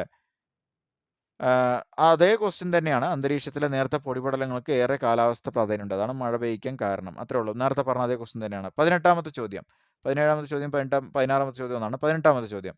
കാറ്റിലൂടെ അന്തരീക്ഷത്തിൽ എത്തുന്നത് കൂടാതെ എന്തൊക്കെ സ്രോതസ്സുകളിൽ നിന്നാണ് അന്തരീക്ഷത്തിൽ പൊടിപടലങ്ങൾ വരുന്നത്? ഒന്ന് കാറ്റാണ്, വേറെ ഏതൊക്കെയാണ്? ശ്രദ്ധിക്കുക, അഗ്നിപർവ്വത സ്ഫോടനം, ഉൽക്കകൾ കത്തി ചാരമാകുന്നതിലൂടെ. അപ്പോൾ 3 പ്രധാനപ്പെട്ട സ്രോതസ്സാണ് പൊടിക്കുള്ളത്. ഒന്ന് കാറ്റിലൂടെ, രണ്ടാമത്തത് അഗ്നിപർവ്വത സ്ഫോടനങ്ങളിലൂടെ, മൂന്നാമത്തത് ഉൽക്കകൾ കത്തി ചാരമാകുന്നതിലൂടെ. ഓക്കെ, അടുത്ത് 19ാമത്തെ ചോദ്യം. ചുവടെ ചേർത്തിട്ടുള്ളതിൽ ഏത് പ്രദേശത്താണ് അന്തരീക്ഷ ജലം ഏറ്റവും കൂടുതൽ ഉണ്ടാകാൻ സാധ്യത? എന്തുകൊണ്ട്? ഇത് വളരെ ലോജിക്കൽ ആയിട്ടുള്ള ചോദ്യമാണ്. തിരുവനന്തപുരം, ബാംഗ്ലൂരു, ഡൽഹി. ഏതാണ്? തിരുവനന്തപുരം. കാരണം എന്താണ്? തിരുവനന്തപുരം സമുദ്ര സമീപത്താണ്. അപ്പോൾ ഏതിൻ്റെ തീരത്താണ്, ഇന്ത്യയുടെ മാപ്പിൽ ഏതിൻ്റെ തീരത്താണ് വെള്ളം ഉള്ളത് നോക്കുക. അപ്പോൾ ഇങ്ങനെ തരും, ഏത് പ്രദേശത്താണ് അന്തരീക്ഷ ജലം കൂടുതൽ? എവിടെയാണ്? തിരുവനന്തപുരം. ഓക്കെ, അടുത്ത് ചുവടെ പ്രസ്താവിച്ചിട്ടുള്ള സാഹചര്യങ്ങൾ കാരണം എഴുതുക. ഭൂമധ്യരേഖാ പ്രദേശത്ത് അന്തരീക്ഷ ജലാംശം കൂടുതലായിരിക്കും, ധ്രുവപ്രദേശങ്ങളിൽ കുറവായിരിക്കും. ഒന്നാമത്തെ സ്റ്റേറ്റ്മെന്റ്. അപ്പോൾ ഈ സ്റ്റേറ്റ്മെന്റ് തരും, ശരിയാണോ തെറ്റാണെന്ന് ചോദിക്കും. ഈ സ്റ്റേറ്റ്മെന്റ് ശരിയാണ്. അതായത് ഭൂമധ്യരേഖാ പ്രദേശത്ത് 0 ഡിഗ്രി പ്രദേശത്ത് അന്തരീക്ഷ ജലാംശം കൂടുതലും, ധ്രുവപ്രദേശങ്ങളിൽ അന്തരീക്ഷ ജലാംശം കുറവായിരിക്കും. രണ്ടാമത്, തീരദേശങ്ങളെ അപേക്ഷിച്ച് ഉൾപ്രദേശങ്ങളിൽ അന്തരീക്ഷ ജലാംശം കുറവായിരിക്കും, തീരദേശങ്ങളിലായിരിക്കും അന്തരീക്ഷ ജലാംശം കൂടുതൽ. അപ്പോൾ ഈ 2 സ്റ്റേറ്റ്മെന്റും ശരിയാണ്. ഇതേപോലെ ചോദിക്കും. എന്താണ് കാരണം?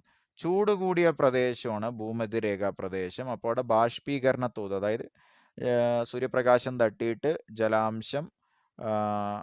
ജലാംശം ഉയരുന്നു. അങ്ങനെ അന്തരീക്ഷത്തിൽ ജലാംശം തങ്ങി നിൽക്കുന്നു.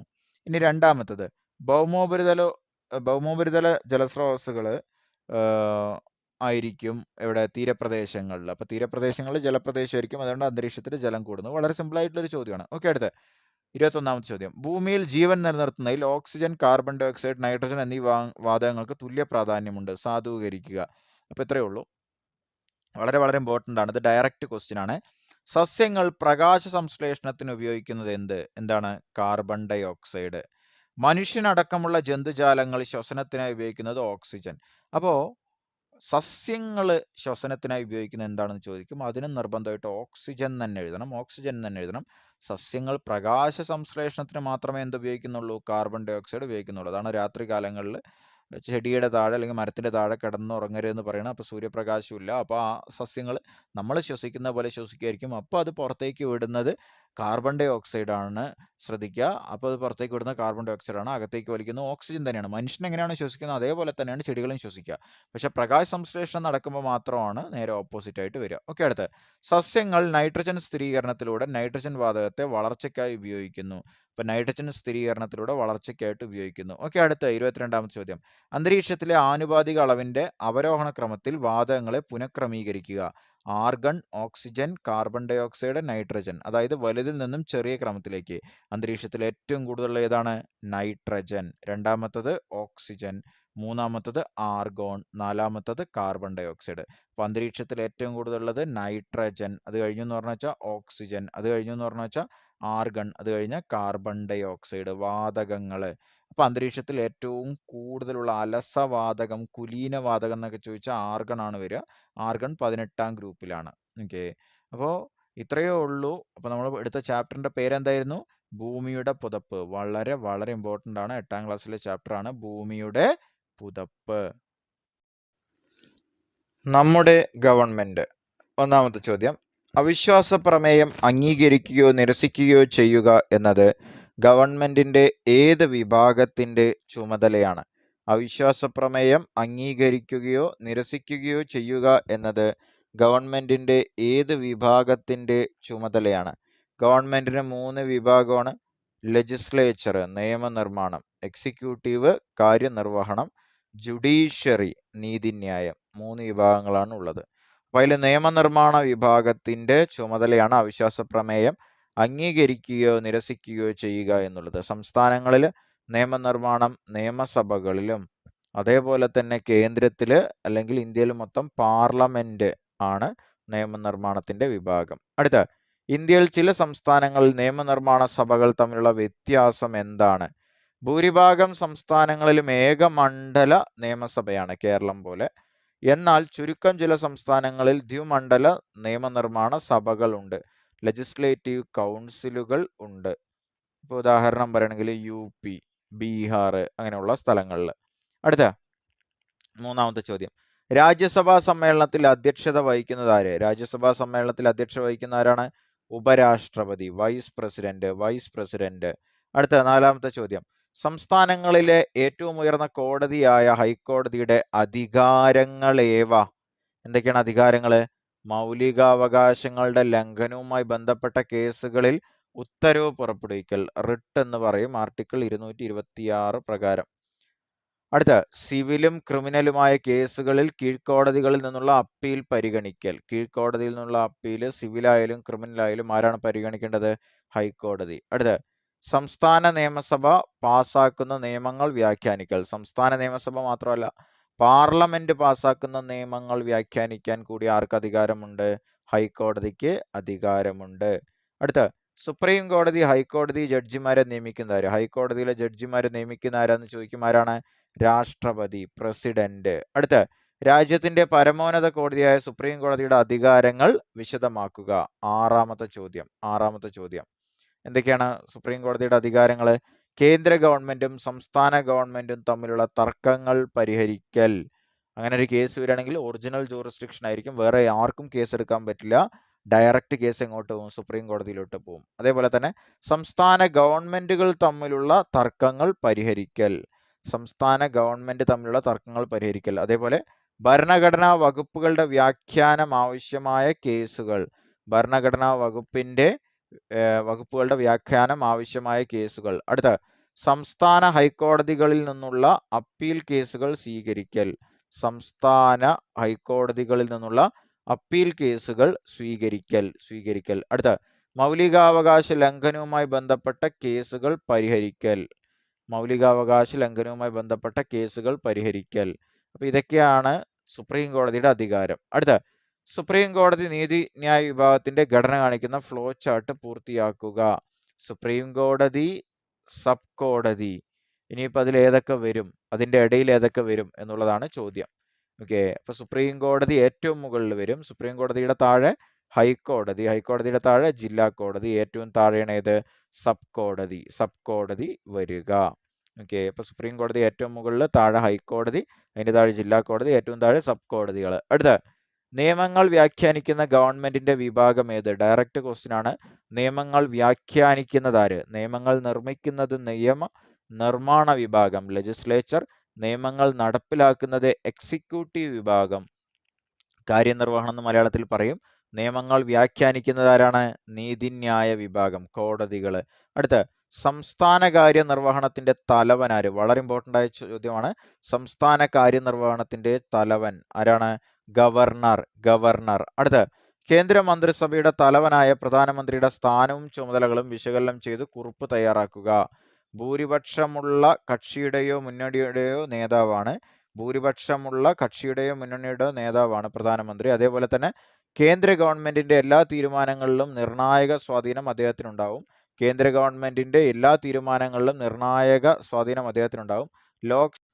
ലോക്സഭയുടെ നേതാവാണ് അദ്ദേഹം. ക്യാബിനറ്റ് മീറ്റിങ്ങുകളുടെ അധ്യക്ഷനാണ് അദ്ദേഹം. അതേപോലെ തന്നെ മന്ത്രിസഭയുടെ പ്രവർത്തനം ഏകോപിപ്പിക്കുന്നതും പ്രധാനമന്ത്രിയാണ്. മന്ത്രിസഭാ തീരുമാനങ്ങൾ രാഷ്ട്രപതിയെ അറിയിക്കുന്ന ആരാന്ന് ചോദിക്കും. ആരാണ്? പ്രധാനമന്ത്രിയാണ്. അടുത്ത, ഇന്ത്യൻ ഭരണഘടന രാഷ്ട്രപതിക്ക് വിപുലമായ ചുമതലകളാണ് നൽകിയിട്ടുള്ളത്. അവയിൽ ഏതെങ്കിലും 4 എണ്ണം എഴുതുക. ഇന്ത്യൻ ഭരണഘടന രാഷ്ട്രപതിക്ക് നൽകിയ വിപുലമായ ചുമതലകൾ വളരെ ഇമ്പോർട്ടന്റ് ആണ്. പ്രധാനമന്ത്രിയെയും മന്ത്രിമാരെയും നിയമിക്കുന്നത് ആരാന്ന് ചോദിക്കും. പ്രസിഡന്റ് ആണ്. സുപ്രീം കോടതിയിലെയും ഹൈക്കോടതിയിലെയും ചീഫ് ജസ്റ്റിസിനെയും മറ്റു ജഡ്ജിമാരെയും നിയമിക്കുന്നത് പ്രസിഡന്റ് ആണ്. സർവ്വസൈന്യാധിപൻ, എല്ലാ സൈന്യത്തിന്റെയും തലവൻ. രാജ്യസഭയിലേക്ക് 12 അംഗങ്ങളെയും ലോക്സഭയിലേക്ക് 2 അംഗങ്ങളെയും നാമനിർദ്ദേശം ചെയ്യുന്നു. ഇപ്പൊ ഇതില്ല. ലോക്സഭയിലേക്കുള്ള 2 അംഗങ്ങൾ എന്നുള്ളത് 104 ഭരണഘടനാ ഭേദഗതിയിൽ എടുത്തു കളഞ്ഞു. ഇപ്പൊ ഇത് മാത്രം പഠിച്ചാൽ മതി. രാജ്യസഭയിലേക്ക് 12 അംഗങ്ങളെ നോമിനേറ്റ് ചെയ്യുന്നു. പാർലമെന്റ് പാസാക്കിയ ബില്ലുകൾ അംഗീകാരം നൽകുന്നത്, പാർലമെന്റ് പാസാക്കുന്ന ബില്ലുകൾ അംഗീകരിക്കുന്നത് അദ്ദേഹമാണ്, ഒപ്പുവെക്കുന്നത്. ആവശ്യമായി വന്നാൽ രാജ്യത്ത് അടിയന്തരാവസ്ഥ പ്രഖ്യാപിക്കൽ, ആവശ്യമായി വന്നാൽ രാജ്യത്ത് അടിയന്തരാവസ്ഥ പ്രഖ്യാപിക്കൽ.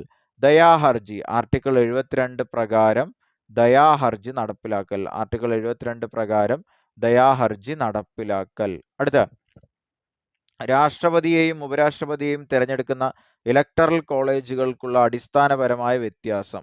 ഓക്കെ, രാഷ്ട്രപതിയെ തിരഞ്ഞെടുക്കുമ്പോൾ ശ്രദ്ധിക്കുക, രാഷ്ട്രപതിയെ തിരഞ്ഞെടുക്കുമ്പോൾ ലോക്സഭയിലെയും രാജ്യസഭയിലെയും സംസ്ഥാന നിയമസഭയിലെയും തിരഞ്ഞെടുക്കപ്പെടുന്ന അംഗങ്ങളാണ് ഇലക്ടറൽ കോളേജിൽ ഉണ്ടാവുക. ലോക്സഭയിലെയും രാജ്യസഭയിലെയും സംസ്ഥാന നിയമസഭകളിലെയും തിരഞ്ഞെടുക്കപ്പെടുന്ന അംഗങ്ങൾ, ഇത് വളരെ ഇമ്പോർട്ടൻ്റ് ആണ്. 12 പേരെ നോമിനേറ്റ് ചെയ്യുന്നൊക്കെ പറഞ്ഞില്ലേ, അപ്പോൾ പി ടി ഉഷയെ നോമിനേറ്റ് ചെയ്തിട്ടില്ലേ, അവർക്കൊന്നും രാഷ്ട്രപതി ഇലക്ഷനിൽ പങ്കെടുക്കാൻ പറ്റില്ല. ഓക്കെ, തിരഞ്ഞെടുക്കപ്പെട്ട അംഗങ്ങൾക്ക് മാത്രമേ പറ്റുള്ളൂ. എവിടത്തേക്കാണ്? ലോക്സഭ, രാജ്യസഭ, അതേപോലെ തന്നെ legislative assembly. Okay, legislative assembly നോക്കുക. പക്ഷെ ഉപരാഷ്ട്രപതി അങ്ങനെയല്ല. ഉപരാഷ്ട്രപതിയെ തിരഞ്ഞെടുക്കുന്ന സംഘമായ ഇലക്ടറൽ കോളേജിൽ രാജ്യസഭയിലെയും ലോക്സഭയിലെയും എല്ലാ അംഗങ്ങളും ഉണ്ടാവും. അതായത് രാജ്യസഭയിലെയും ലോക്സഭയിലെയും അംഗങ്ങൾ എല്ലാവരും ഉണ്ടാവും. ഓക്കെ, ഒന്നുകൂടെ പറയാം. പ്രസിഡന്റിനെ തിരഞ്ഞെടുക്കുന്നതാണെങ്കിൽ ലോക്സഭ, രാജ്യസഭ, നിയമസഭ എന്നിവിടങ്ങളിലെ തിരഞ്ഞെടുക്കപ്പെട്ട അംഗങ്ങൾ. ഉപരാഷ്ട്രപതി ആണെങ്കിൽ ലോക്സഭ, രാജ്യസഭ അംഗങ്ങൾ, എല്ലാ എം പിമാരും. അടുത്ത, ചുവടെ നൽകിയിരിക്കുന്നവയിൽ രാഷ്ട്രപതിയുടെ ചുമതലയിൽ പെടാത്തത് ഏത്? ദയാഹർജി തീർപ്പ് കൽപ്പാക്കുക, രാജ്യസഭാ സമ്മേളനത്തിന്റെ അധ്യക്ഷത വഹിക്കുക, സർവ്വസൈന്യാധിപനായി പ്രവർത്തിക്കുക. എന്തായിരുന്നു? രാജ്യസഭാ സമ്മേളനത്തിൽ അധ്യക്ഷത വഹിക്കുക. അതാരുടെ ചുമതലയാണ്? ഉപരാഷ്ട്രപതിയുടെ. അടുത്ത, ഇന്ത്യൻ രാഷ്ട്രപതിയുടെ ഔദ്യോഗിക കാലാവധി എത്രയാണ്? 5 വർഷമാണ്. എത്ര തവണ വേണമെങ്കിലും ആകാം. 5 വർഷമാണ്, എത്ര തവണ വേണമെങ്കിലും ആവാം. അമേരിക്കയിൽ 4 വർഷമാണ്, 2 തവണ ആവാൻ പറ്റുള്ളൂ. അടുത്ത, ഇന്ത്യൻ രാഷ്ട്രപതിയെ തിരഞ്ഞെടുക്കുന്നത് എങ്ങനെയാണ്? ഇലക്ടറൽ കോളേജാണ് തിരഞ്ഞെടുക്കുന്നത്. ഇലക്ടറൽ കോളേജിലെ മെമ്പേഴ്സ് ആയിരിക്കാണ്? ലോക്സഭയിലെയും രാജ്യസഭയിലെയും തിരഞ്ഞെടുക്കപ്പെട്ട അംഗങ്ങളും സംസ്ഥാന നിയമസഭയിലെ തിരഞ്ഞെടുക്കപ്പെട്ട അംഗങ്ങളും. അടുത്ത 16ാമത്തെ ചോദ്യം, ഇന്ത്യൻ റിപ്പബ്ലിക്കിന്റെ തലവനാര്? ഇന്ത്യയുടെ ഒഫീഷ്യൽ നെയിം ചോദിക്കും. റിപ്പബ്ലിക് ഓഫ് ഇന്ത്യ എന്നുള്ളതാണ്. പാസ്പോർട്ടിൽ നോക്കിയാൽ നിങ്ങൾക്ക് മനസ്സിലാവും. അതിന്റെ തലവനാരാണ്? രാഷ്ട്രപതി. അടുത്ത, ഇന്ത്യയിലെ നിയമനിർമ്മാണ നടപടിക്രമം വിശദമാക്കുക. ഒരു സഭ മാത്രമാണെങ്കിൽ ഏക നിയമനിർമ്മാണ സഭയെന്നും, 2 മണ്ഡലങ്ങളുള്ള നിയമനിർമ്മാണ സഭയാണെങ്കിൽ ദ്വിമണ്ഡല നിയമനിർമ്മാണ സഭയെന്നും പറയും. എവിടെ? സംസ്ഥാനങ്ങളിൽ. അടുത്ത, യോഗ്യതയുടെ അടിസ്ഥാനത്തിൽ നിയമിക്കുന്ന ഉദ്യോഗസ്ഥർ ഏത് കാര്യനിർവഹണ വിഭാഗത്തിൽ പെടുന്നു? ഇപ്പോൾ PSC, UPSC ഒക്കെ തിരഞ്ഞെടുക്കുന്നവർ ഏതാണ്? സ്ഥിര കാര്യനിർവഹണ വിഭാഗം. സ്ഥിര കാര്യനിർവഹണ വിഭാഗം. അടുത്ത, രാഷ്ട്രീയ കാര്യനിർവഹണ വിഭാഗവും സ്ഥിര കാര്യനിർവഹണ വിഭാഗവും തമ്മിലുള്ള വ്യത്യാസം. പൊളിറ്റിക്കലായിട്ട് ഉള്ള എക്സിക്യൂട്ടീവും അതുപോലെ തന്നെ ഉദ്യോഗസ്ഥന്മാരുടെ ബ്യൂറോക്രസിയുടെ എക്സിക്യൂട്ടീവും തമ്മിലുള്ള വ്യത്യാസം. രാഷ്ട്രപതി, കേന്ദ്രമന്ത്രിസഭ തുടങ്ങി തിരഞ്ഞെടുക്കപ്പെടുന്നവരാണ് രാഷ്ട്രീയ കാര്യനിർവഹണ വിഭാഗം. ഓക്കെ, പക്ഷേ യോഗ്യതയുടെ അടിസ്ഥാനത്തിൽ എക്സാം എഴുതിയിട്ട് തിരഞ്ഞെടുക്കപ്പെടുന്ന ആൾക്കാരാണ് സ്ഥിര കാര്യനിർവഹണ വിഭാഗം. വിരമിക്കുന്നത് വരെ ഇവർ സർവീസിൽ ഉണ്ടായിരിക്കും. അടുത്ത, ഇന്ത്യൻ പാർലമെന്റിന്റെ ഉപരിസഭയുടെ പേരെന്ത്? 20ാമത്തെ ചോദ്യം, ഇന്ത്യൻ പാർലമെന്റിന്റെ ഉപരിസഭയുടെ പേര് രാജ്യസഭ. അധോസഭ ചോദിച്ചാലോ? ലോക്സഭ. അടുത്ത, ധനബിൽ ആദ്യം അവതരിപ്പിക്കുന്നത് ഏത് സഭയിലാണ്? എവിടെയാണ് ധനബിൽ ആദ്യം അവതരിപ്പിക്കുക? ലോക്സഭ. അടുത്ത, ഇന്ത്യയിൽ ഒരു ബില്ല് നിയമമാകുന്ന നടപടിക്രമം വിശദമാക്കുക. നിയമനിർമ്മാണമാണ് പാർലമെന്റിന്റെ പ്രധാന ചുമതല. നിയമത്തിന്റെ കരട് രൂപമായ ബില്ല് രാജ്യസഭയിലോ ലോക്സഭയിലോ എവിടെ വേണമെങ്കിലും അവതരിപ്പിക്കുക. ധനബില്ലുകൾ ലോക്സഭയിൽ മാത്രമേ ആദ്യം അവതരിപ്പിക്കാൻ പാടുള്ളൂ. മണി ബില്ലാണെങ്കിൽ ആർട്ടിക്കിൾ 110 പ്രകാരമുള്ള മണി ബില്ലാണെങ്കിൽ ലോക്സഭയിൽ ആദ്യം അവതരിപ്പിക്കാൻ പറ്റുള്ളൂ. 1ാം വായന, 2ാം വായന, 3ാം വായന, അങ്ങനെ 3 വായന ഉണ്ടാവും. ഈ 3 വായനയും 2 സഭകളിലും നടത്തണം. എന്നിട്ട് 2 സഭകളും പാസാക്കി കഴിഞ്ഞാൽ രാഷ്ട്രപതിയുടെ അംഗീകാരത്തിന് സമർപ്പിക്കുന്നു. ഇനി ഏതെങ്കിലും ഒരു സഭ പാസ്സാക്കുകയാണ്, മറ്റൊരു സഭയ്ക്ക് പാസ്സാക്കാൻ പറ്റുന്നില്ലെങ്കിൽ രാഷ്ട്രപതിക്ക് സംയുക്ത സമ്മേളനം വിളിച്ചു കൂട്ടാം. അങ്ങനെ ബില്ല് പാസ്സായി കഴിഞ്ഞാൽ രാഷ്ട്രപതി ബില്ലിൽ ഒപ്പുവെച്ച നിയമമായി മാറും. അടുത്ത, ഒരു നിയമത്തിന്റെ കരട് രൂപത്തിന് പറയുന്ന പേര് ബില്ല്. അത് ഒപ്പുവെച്ച് കഴിഞ്ഞാൽ ആക്റ്റായി മാറും. അടുത്ത, കാര്യനിർവഹണ വിഭാഗത്തെ നിയന്ത്രിക്കാൻ പാർലമെന്റ് സ്വീകരിക്കുന്ന മാർഗം. കാര്യനിർവഹണ വിഭാഗത്തെ നിയന്ത്രിക്കാൻ പാർലമെന്റ് സ്വീകരിക്കുന്ന മാർഗം ഏതാണ്? ചോദ്യങ്ങൾ ഉന്നയിക്കൽ. അതേപോലെ തന്നെ ബില്ലുകളും പ്രമേയങ്ങളും ചർച്ച ചെയ്യൽ. അവിശ്വാസ പ്രമേയം അംഗീകരിക്കുകയോ നിരസിക്കുകയോ ചെയ്യൽ. അങ്ങനെ ഒരുപാട് ടൂൾസ് ഉണ്ട് ഇവർക്ക് അവരെ നിലയ്ക്ക് നിർത്താൻ വേണ്ടിയിട്ട്. അടുത്ത നിയമനിർമ്മാണം പാർലമെന്റിന്റെ പ്രധാന ചുമതലയാണ്. മറ്റു ചുമതലകൾ എന്തെല്ലാം? കാര്യനിർവഹണ വിഭാഗത്തെ നിയന്ത്രിക്കൽ, തെരഞ്ഞെടുപ്പ് ചുമതല, ഭരണഘടനാ ഭേദഗതി. ഒന്നുകൂടെ പറയാ, നിയമനിർമ്മാണം പാർലമെന്റിന്റെ പ്രധാന ചുമതലയാണ്. മറ്റു ചുമതലകൾ ഏതൊക്കെയാണ്? കാര്യനിർവഹണ വിഭാഗത്തെ നിയന്ത്രിക്കൽ, തെരഞ്ഞെടുപ്പ് ചുമതല, ഭരണഘടനാ ഭേദഗതി. അടുത്ത രാഷ്ട്രപതി വിളിച്ചു ചേർക്കുന്ന പാർലമെന്റിന്റെ സംയുക്ത സമ്മേളനം ആർട്ടിക്കിൾ 108 ഓസ്ട്രേലിയയിൽ നിന്ന് കടമെടുത്തിട്ടുള്ള ജോയിന്റ് സിറ്റിംഗ്. ഈ ജോയിന്റ് സിറ്റിംഗിന്റെ അധ്യക്ഷത വഹിക്കുന്നത് ആരാണ്? ലോക്സഭാ സ്പീക്കർ ഇല്ലെങ്കിൽ ലോക്സഭ ഡെപ്യൂട്ടി സ്പീക്കർ ഇല്ലെങ്കിൽ രാജ്യസഭ ഡെപ്യൂട്ടി ചെയർമാൻ. രാജ്യസഭാ ചെയർമാൻ ഒരിക്കലും പറ്റില്ല, അദ്ദേഹം അതിന്റെ അംഗമല്ല, അദ്ദേഹം ഉപരാഷ്ട്രപതിയാണ്. അടുത്ത ധനബില്ലുകൾ നിയമപരമായി മാറുന്നതിന്റെ നടപടിക്രമം. ആദ്യം ലോക്സഭയിൽ അവതരിപ്പിക്കുന്നു. ലോക്സഭ പാസാക്കിയാൽ ധനബില്ലാണോ എന്ന് സ്പീക്കറുടെ സാക്ഷ്യപത്രത്തോടെ രാജ്യസഭയിലേക്ക് പോകുന്നു. അപ്പോൾ ഒരു ബില്ല് ധനബില്ലാണോ അല്ലയോ എന്ന് പറയുന്ന ആരാണ്? ലോക്സഭാ സ്പീക്കർ. ആദ്യം ലോക്സഭയിൽ തന്നെ പാസ്സാക്കണം. ലോക്സഭ പാസ്സാക്കിയ ധനബില്ലാണെന്ന് സ്പീക്കറുടെ സാക്ഷ്യപത്രത്തോടെ രാജ്യസഭയിലേക്ക് അയക്കുന്നു.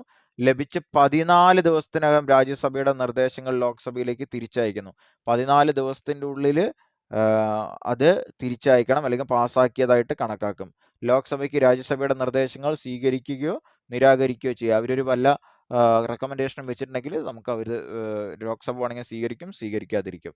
പവർ ആർക്കാണ്? ധനബില്ലിന്റെ കാര്യത്തിൽ, മണി ബില്ലിന്റെ കാര്യത്തിൽ ആർക്കാണ്? ലോക്സഭയ്ക്ക്. അടുത്ത ആദ്യം ലോക്സഭയിൽ മാത്രമേ അവതരിപ്പിക്കാവൂ എന്ന് ഭരണഘടന അനുശാസിക്കുന്നത് ഏതുതരം ബില്ലാണ്? 28ാമത്തെ ചോദ്യം ഏതാണ്? ധനബില്ല്. പൊതുഖജനാവിലേക്കുള്ള ധനസമാഹരണം, പണത്തിന്റെ വിനിയോഗം എന്നിവയുമായി ബന്ധപ്പെട്ടതാണ് ധനബില്ലുകൾ. പൊതുഖജനാവിലേക്കുള്ള ധനസമാഹരണം, പണത്തിന്റെ വിനിയോഗം എന്നിവയുമായി ബന്ധപ്പെട്ടതാണ് ധനബില്ലുകൾ. അടുത്ത ലോക്സഭയുടെയും രാജ്യസഭയുടെയും സംയുക്ത സമ്മേളനത്തെ അഭിസംബോധന ചെയ്യുന്നത് ആര്? ലോക്സഭയുടെയും രാജ്യസഭയുടെയും സംയുക്ത സമ്മേളനത്തെ അഭിസംബോധന ചെയ്യുന്നത് പ്രസിഡന്റ്, രാഷ്ട്രപതി. അടുത്ത ഒന്നാം വായന, രണ്ടാം വായന, മൂന്നാം വായന എന്നിവ ഇന്ത്യയിലെ നിയമനിർമ്മാണത്തിന്റെ വിവിധ ഘട്ടങ്ങളാണ്. ഓരോന്നും വിശദമാക്കുക. ഒരു ബില്ല് ആദ്യം ഒന്നാം വായന എന്താണ്? ബില്ല് അവതരിപ്പിക്കുന്നു, ജസ്റ്റ് വായിക്കുന്നു.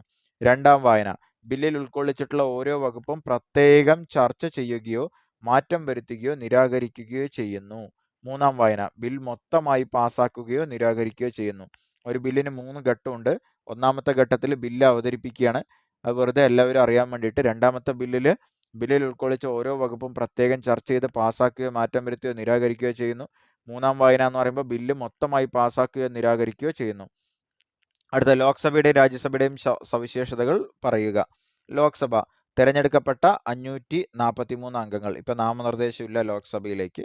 തെരഞ്ഞെടുക്കപ്പെട്ട 543 അംഗങ്ങൾ. ജനപ്രതിനിധി സഭ എന്ന് അറിയപ്പെടുന്നു. കാലാവധി 5 വർഷം. സ്പീക്കർ എന്ത് ചെയ്യുന്നു? അധ്യക്ഷത വഹിക്കുന്നു. തെരഞ്ഞെടുക്കപ്പെട്ട 543 അംഗങ്ങള് ജനപ്രതിനിധി സഭ എന്നറിയപ്പെടുന്നു. കാലാവധി 5 വർഷം. സ്പീക്കർ അധ്യക്ഷത വഹിക്കുന്നു. രാജ്യസഭ തെരഞ്ഞെടുക്കപ്പെട്ട 238 അംഗങ്ങളും നാമനിർദ്ദേശം ചെയ്യപ്പെട്ട 12 അംഗങ്ങളും.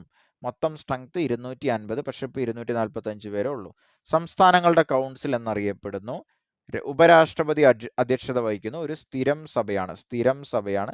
ഇവിടുത്തെ അംഗങ്ങളുടെ കാലാവധി എന്ന് പറയുന്നത് 6 വർഷമാണ്.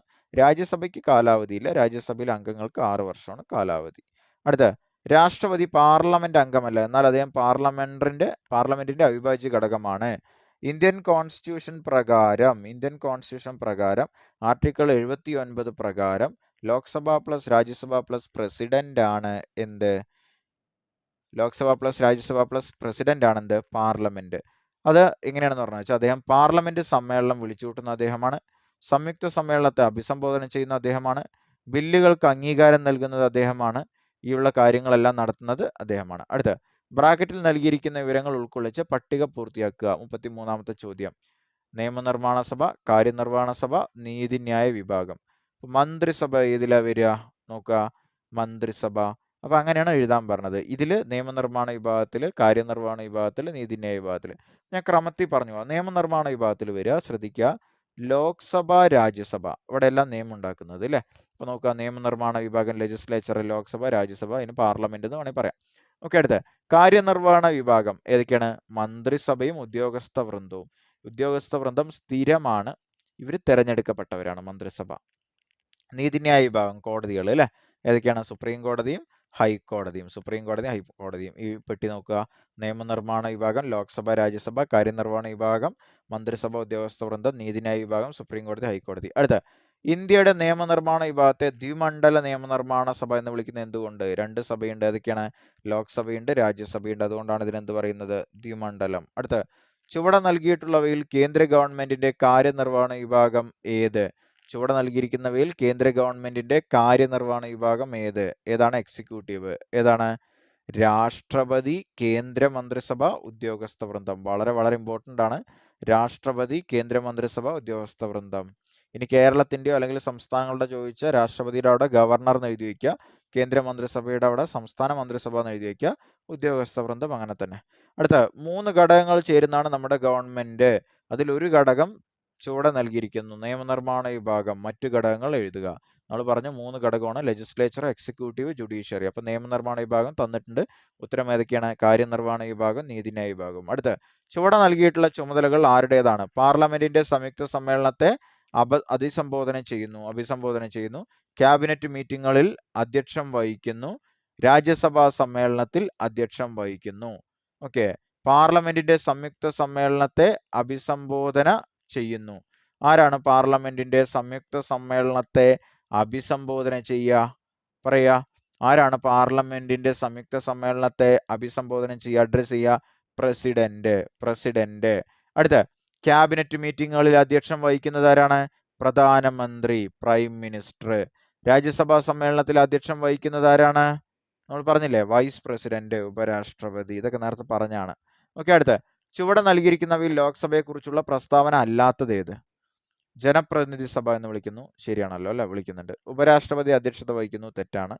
അടുത്ത 5 വർഷമാണ് കാലാവധി, ശരിയാണ്. അപ്പോൾ ഏതാണ്? രണ്ടാമത്തെ സ്റ്റേറ്റ്മെന്റ് ആണ് തെറ്റ്. ഉപരാഷ്ട്രപതി അധ്യക്ഷം വഹിക്കുന്നു. ഓക്കെ, അടുത്ത നിയമങ്ങൾ നടപ്പിലാക്കുകയും ഭരണനിർവഹണം നടത്തുകയും ചെയ്യുന്ന ഗവൺമെന്റിന്റെ വിഭാഗം. നിയമങ്ങൾ നടപ്പിലാക്കുകയും ഭരണനിർവഹണം നടത്തുകയും ചെയ്യുന്ന ഗവൺമെന്റിന്റെ വിഭാഗം കേന്ദ്ര കാര്യനിർവഹണ വിഭാഗം. കേന്ദ്ര കാര്യനിർവഹണ വിഭാഗം. ഇതാണ് വളരെ ഇമ്പോർട്ടൻ്റ് ആയ ചാപ്റ്റർ ആണ്. ഏതാണ് ചാപ്റ്ററിന്റെ പേര്? നമ്മുടെ ഗവൺമെന്റ്.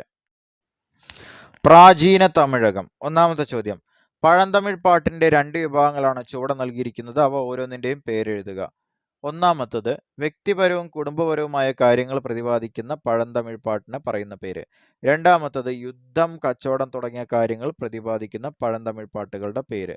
അപ്പോൾ വ്യക്തിപരവും കുടുംബപരവുമായിട്ടുള്ള കാര്യമാണെങ്കിൽ ആ പഴന്തമിഴ് പാട്ടിന് പറയുന്ന പേരാണ് അകംപാട്ടുകൾ. വീടിനകത്ത് എന്നാലോചിക്കുക, വീടിനകത്ത്, അകംപാട്ട്. ഓക്കെ, യുദ്ധം, കച്ചവടം എന്നുള്ളത് പുറംപാട്ടുകൾ. അടുത്ത മഹാശില കാലഘട്ടത്തിന്റെ ഏതെങ്കിലും 4 സ്മാരകങ്ങളുടെ പേരെഴുതുക. താഴെ തന്നിരിക്കുന്നതിൽ മഹാശില കാലഘട്ടത്തിൽ പെടുന്നത് ഏത്, പെടാത്തത് എന്നൊക്കെ ചോദിക്കും. വളരെ സിമ്പിളാണ്. മുനിയറ, കന്മേശ, കല്ലറ, കൽത്തൊട്ടി, തൊപ്പിക്കല്ല്, കുടക്കല്ല്, നാട്ടുകല്ല്. ഒന്നുകൂടെ പറയാ, മുനിയറ, കന്മേശ, കല്ലറ, കൽത്തൊട്ടി, തൊപ്പിക്കല്ല്, കുടക്കല്ല്, നാട്ടുകല്ല്. അടുത്ത പ്രാചീന തമിഴകം റോമാക്കാരുമായി വാണിജ്യ ബന്ധത്തിലുണ്ടായിരുന്നു. തെളിവെന്ത്? എന്താണ്? മഹാശിലാ സ്മാരകങ്ങളിൽ നിന്ന് ലഭിച്ച റോമൻ നാണയങ്ങൾ. എന്ത് നാണയങ്ങളാണ്? റോമൻ നാണയങ്ങൾ. അല്ലെങ്കിൽ ഡയറക്റ്റ് ആയിട്ട് വേണമെങ്കിൽ ചോദിക്കുക, ഇവർക്ക് ആരുമായിട്ടാണ് കച്ചവടം ഉണ്ടായിരുന്നത് ചോദിക്കുക. ആരുമായിട്ടാണ്? റോമാക്കാരുമായിട്ട്. അടുത്തത് പ്രാചീന തമിഴകത്തെ ചില പട്ടണങ്ങളുടെ പേരുകളാണ് ചുവടെ തന്നിരിക്കുന്നത്. അവയുടെ പ്രത്യേകത എഴുതുക. ഒന്നാമത്തെ പട്ടണം മധുരൈ, രണ്ടാമത്തത് വാഗെ. ഓക്കെ, മധുര എന്ന് പറയുമ്പോൾ പാണ്ഡ്യന്മാരുടെ അധികാര കേന്ദ്രമാണ്. വാഗെ എന്ന് പറയുമ്പോൾ തുറമുഖ പട്ടണമാണ്. അടുത്ത പ്രാചീന തമിഴകത്തെ വിനിമയവുമായി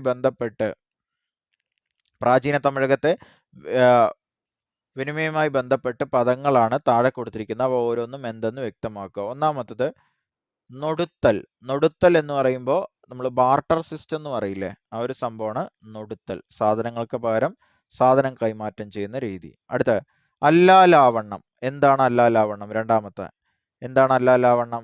അന്തിച്ചന്ത, രാത്രിയിൽ കാണുന്ന ചന്ത. അടുത്ത നാളങ്ങാടി. എന്താണ് നാളങ്ങാടി? രാവിലത്തെ ചന്ത. ഒന്നുകൂടെ പറയാം. നൊടുത്തൽ എന്ന് പറയുമ്പോൾ ബാർട്ടർ സിസ്റ്റമാണ്, സാധനങ്ങൾക്ക് പകരം സാധനം കൊടുക്കുക. അല്ലാലാവണം എന്ന് പറയുമ്പോൾ രാത്രി ചന്തയാണ്. നാളങ്ങാടി എന്ന് പറയുമ്പോൾ എന്താണ്? രാവിലത്തെ ചന്ത. അടുത്ത പ്രാചീന തമിഴകം എന്ന് വിളിച്ചിരുന്ന പ്രദേശങ്ങൾ ഏതെല്ലാം? ആന്ധ്രാപ്രദേശില് തിരുപ്പതി മുതൽ കന്യാകുമാരി വരെയുള്ള പ്രദേശം. ആന്ധ്രാപ്രദേശിലെ തിരുപ്പതി മുതൽ, അപ്പോൾ ഇതിൻ്റെ എക്സ്റ്റെൻഡ് ഏതാ ചോദിക്കും, അതിർത്തി അതെന്ന് ചോദിക്കും. ആന്ധ്രാപ്രദേശിലെ തിരുപ്പതി മുതൽ കന്യാകുമാരി വരെയുള്ള പ്രദേശം. അടുത്ത മഹാശിലാ കാലഘട്ടത്തിലെ ദക്ഷിണേന്ത്യൻ ചരിത്രത്തിനെ ഇരുമ്പ് യുഗം എന്ന് വിശേഷിപ്പിക്കുന്നത് എന്തുകൊണ്ട്? മഹാശിലാ കാലഘട്ടത്തെ ദക്ഷിണേന്ത്യൻ ചരിത്രത്തിലെ ഇരുമ്പ് യുഗം എന്ന് വിശേഷിപ്പിക്കുന്നത് എന്തുകൊണ്ട്? മഹാശിലാ സ്മാരകങ്ങളിൽ നിന്നാണ് ആ കാലഘട്ടത്തിലെ വിവിധതരം ഇരുമ്പ് ഉപകരണങ്ങളുടെ അവശിഷ്ടങ്ങൾ കണ്ടെത്തിയിട്ടുള്ളത്. ഉദാഹരണം വാള്, കുന്തം, കത്തി, ആണികൾ തുടങ്ങിയവയെല്ലാം കണ്ടെത്തിയത് മഹാശിലാ സ്മാരകങ്ങളിൽ നിന്നാണ്.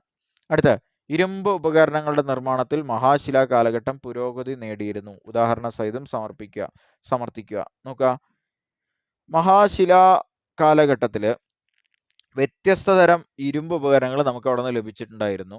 ഇപ്പോൾ ഉദാഹരണം ചൂണ്ടക്കൊളുത്ത്, വിളക്ക് വാള്, കുന്തം, കത്തി, ആണികൾ. അപ്പൊ കിട്ടിയത് ഏതെന്നൊക്കെ ചോദിക്കും. ഓക്കെ, അടുത്തത് 9ാമത്തെ ചോദ്യം, വളരെ ഇമ്പോർട്ടൻ്റ് ആയ ചോദ്യം. എ കോളത്തിന് യോജിക്കും വിധം ബി കോളം ക്രമപ്പെടുത്തുക. അപ്പൊ ചേരുംപടി ചേർക്കാനാണ് പറഞ്ഞിട്ടുള്ളത്. വളരെ ഇമ്പോർട്ടൻ്റ് ആണ്. ഇതിന്റെ ഉത്തരം നമ്മൾ പഠിച്ചു വെക്കുക. 10 പാട്ടിന്റെ ബെസ്റ്റ് എക്സാമ്പിൾ ആണ് മധുരൈ കാഞ്ചി. ഈ മധുരൈ കാഞ്ചിയിലാണ് ഓണത്തിനെ കുറിച്ച് ആദ്യമായിട്ട് പരാമർശമുള്ളത്. അടുത്ത മഹാകാവ്യങ്ങൾ ഏതാണ്? മഹാകാവ്യങ്ങൾ ചിലപ്പതികാരം ഒരു മഹാകാവ്യമാണ്. അടുത്ത വ്യാകരണ ഗ്രന്ഥം ഏതാന്ന് ചോദിക്കും.